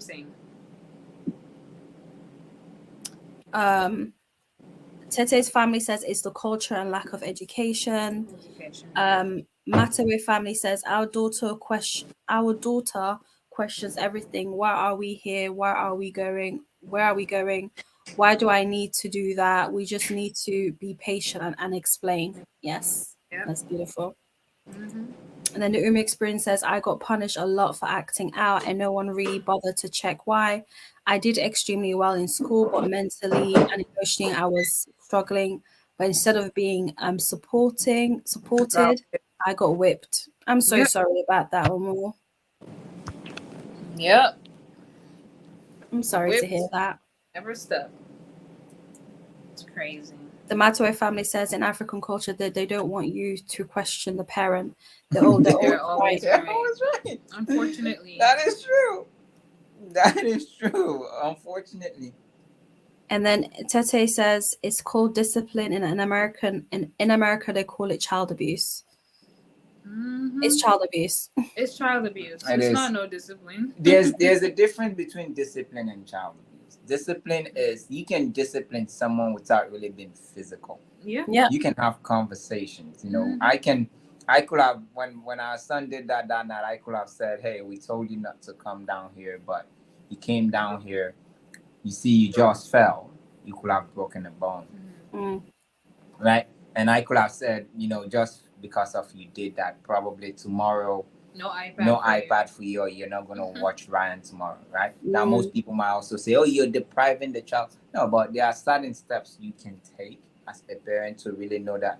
Let your child know what I did was wrong without really having to default to hitting or yelling. And that's one of the hardest things, like for me or for us in general, is the yelling. Like the spanking really doesn't happen that much. Like we don't like that's the one thing that we're grateful for. Now we just look at ourselves, we're like, swear to God, like sometimes we just sit there like, then we laugh. Yeah. Because we're like, he's doing exactly what maybe toddlers do. Right? So we just look at ourselves and we move on. But but the yelling is one thing that we're still working on it. You know? But yeah, definitely. Rashid said, I am a parent with one beautiful daughter who is 6 years. I was married with a mother who is Nigerian, but we are now divorced. I'm currently planning to move fully to Sierra Leone from London. Congratulations on deciding you're going to make the move. Sorry to hear about your divorce. And it's great to hear that you're going to be reconnected. I know, and I hope it works out. Everything works out for you. Yeah, I hope you and your daughter's mom definitely be great co-parents, right? Yeah. Because that can become very... Okay, I think Sia and Tommy are now frozen. I don't think they may have noticed that they're frozen. Okay, we're back. Oh, there you guys are. Okay, there you are. I was like, I was just about to text you. I was like, what happened? Okay. Yeah, but yeah, I hope really things work out between you and your ex-wife, and you guys be great co-parents. Co-parents, yeah. And then Jennifer Sia says, Sia, that's so beautiful of your son. Kids are a reflection of their surroundings and follow actions, not words. And I think that, and I think that was regarding Abatima saying auntie and uncle. Yeah, and I think that's our goal. You know, we really just want our son to see a positive image, right? Yeah. Of what parenting is like, or what you just being a decent human being. You know, that's our goal. That's our and goal. Also that doesn't mean perfection, right? Yeah. I think this is very important for me to state is I heard someone on Clubhouse say one time they don't want to argue in front of their kids, and I think arguing in front of your kids and you guys doing toxic things like hitting each other, screaming, yelling, is two different things. It's okay for kids to see you guys disagree about things, because then they're not gonna grow up and think, you know, they're just going to say stuff and everyone is going to agree with them all the time, because that's what they saw in the house, right? It's okay to disagree. It's okay to like have a banter about things, right? But now if it's toxic, that's when there's a that's when it's a problem, right? Exactly. But there's nothing wrong with kids seeing you guys having healthy arguments about things, whatever it might be. It's okay. You know, you don't have to be perfect in front of your kids when it's really not perfect. So, it's true. You know, I just wanted to say that. Yeah. We have a dilemma here, guys. Rashid says, I have paid 2 bride prices to 2 beautiful women, but I am a Christian and only allowed to marry one. What advice can you give me? This is Rashid that's moving to Sierra Leone. I have paid. So I'm guessing the women are in Sierra Leone. I have paid 2 bride price to 2 beautiful women, but I am Christian. Yeah, I don't know. What advice would you give? This one is above me. choose the one that you like the most. I would say probably cut off the one that you don't like, and just don't keep giving them the false hope in general. So that's what I would say. Yeah, I don't know how you ended up with because two beautiful I know, women. because back home, if you're Christian, you they only allow you to marry one. Now, if you're Muslim, it's a different story, but Christian, they only allow you one. So, I don't know. That's a tough one. Just do whatever your heart is telling you, I guess. Is what I'll Yeah. say. Yeah. Uma says, Mariama, I love your definition of parenting. Thank you. I'm not a parent, so My, maybe my, when my, I have a my child, goodness. that might change. Talk is Mariama cheap. is a great host, though. Thank you so much. Right, let's see. Green Casio says, as a kid, raised in a family that did both sides of the argument, I can definitely agree with the idea that some kids don't feel heard in their families, and that can take a toll. It is. Yep, Lam, you're right. Definitely And is. then he goes on to say, so it's great to hear this topic be addressed, as in some cases the kid can grow up having stunted emotions or even psychological issues. So he's agreeing with, kind of showing healthy arguments. Yep. It's true. Like, and I say this, right? Even for me sitting here right now as a man, I'm still learning how to have emotions. Because the environment, the society that I came from, we literally have, like, the poorest society is to teach you how to be a man, whatever that means, right? That can include you not showing emotions even when you're going through it, right?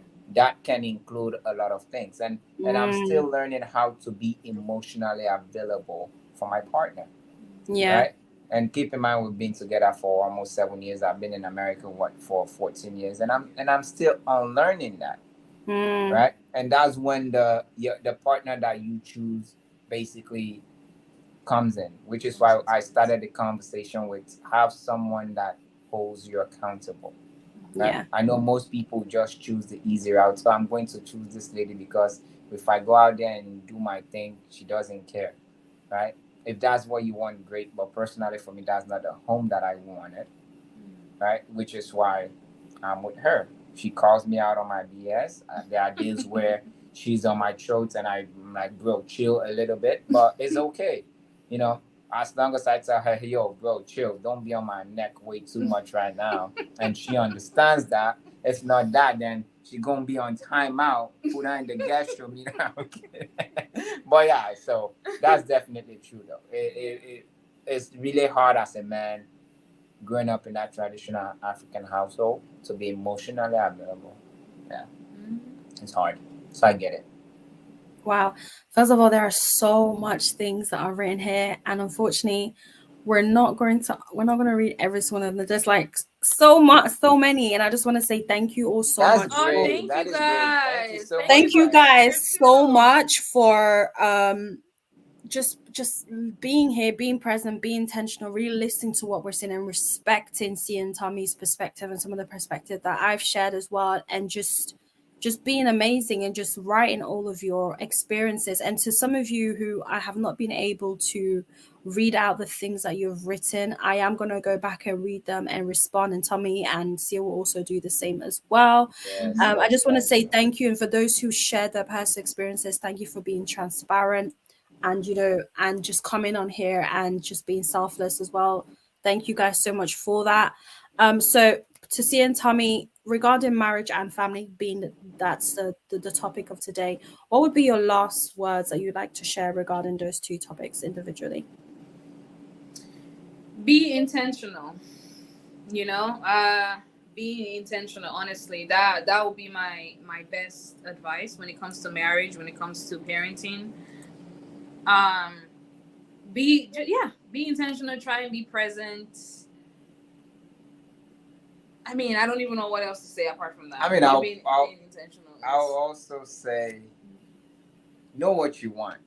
Right. Seriously, know what you want. Hold yourself accountable, both as a parent and also as in a relationship, right? Because too often I've seen where people go on social media when a relationship fails, instead of holding themselves accountable, also they tend to blame the other side. And here's my notion: if you've had 4 or 5 relationships, 6, 7 fail, and then maybe it's time for you to also assess the type of people that you're chasing after as a woman or as a man. Right? So be accountable to yourself. Also, as a parent, be accountable. Like, have those moments where you have to reflect, learn to reflect. I one thing that I am grateful for is I usually sit down and I ask myself, what have I done right today? What can I improve on? And what could I have done better? Right? And which is what brings me back to that moment where when my son did something wrong, I'm like, oh no, that was terrible. That's something that I need to improve on. So accountability, both as a parent and in a relationship, and be straightforward with what you want. If you're a woman, marriage is your end goal. Please don't meet a man and start sugarcoating. Oh, no. If that's what you want, let them know up front. Please don't go there, start making kids. 15 years later, they still haven't popped the question and you're still in there. And now you start putting pressure on yourself. Please, my sisters, don't do that. If you're a man and you're not ready to settle down and this woman wants to get married, please don't play with their heart. Just let them go. Move on. Thank you. Yes. Thank you. That's amazing. And I just want to add my last words as well regarding parenting. Well, parenting, I can't really speak. I'm married, never been married, but parenting as someone who was parented in an African household, I'll have to say is my parents did the best that they knew with the tools that they had. Yeah. And I think as we're all growing up as children who've been raised in the West, sometimes some of us can hold a sense of resentment, because we kind of look at other people the way they're being parented. You kind of think, oh, I wish my life was like that. And my advice is, don't look at it as a form of resentment. Kind of look at it as, my parents did the best they can do with the tools that they had and the understanding that they had. However, now that I know better, or now that my eyes have opened to possibilities, I'm going to work on myself to be the best version I can be for myself. So if you're listening here right now and you feel like your parents didn't do that, start working on you so you can be the parent you wish your parent were like for you.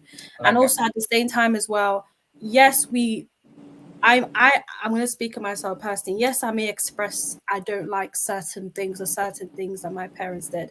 You have to respect others. They don't like that. Some people are for beating their kids up. They may not see it as abuse. That's fine.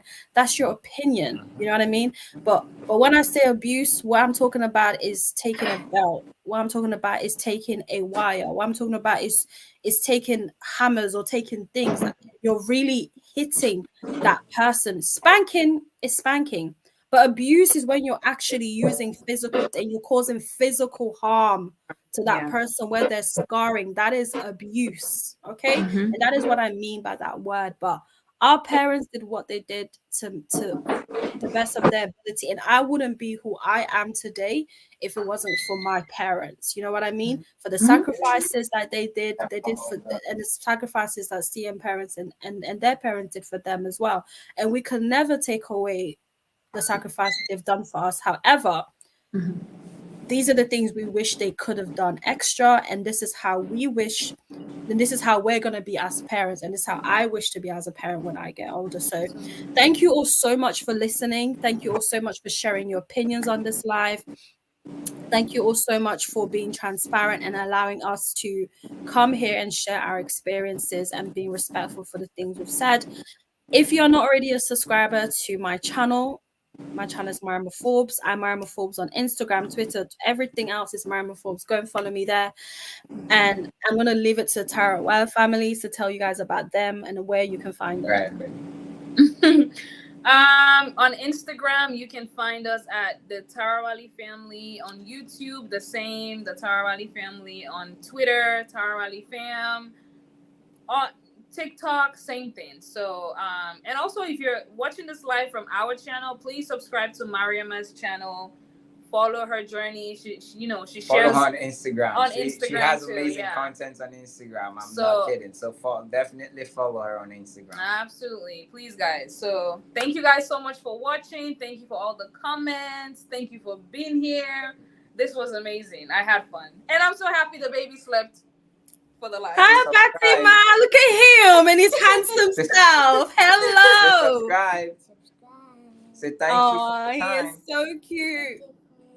All right. All right, guys. Thank you so much for joining us. This was actually nice. This was fun. I really enjoyed it. Let's do it again. Thoroughly enjoyed this. This has been Thank you. amazing. you. I'm going to be rewatching this because there's so many gems here, and this live will be available. But yeah, thank you guys so much for joining us. No, thank you for your Thank time. you. I know it's Thank late you. in your country, so I thank know. you. Go to All right, thank you guys. No, we'll meet on Clubhouse. All right, thank you. We'll see you on Clubhouse. Bye, guys. All right, bye. All right, guys. Thank you so much for joining us. Again, I'm going to be live tomorrow, 9 p.m. GMT, for my regular lives that I do.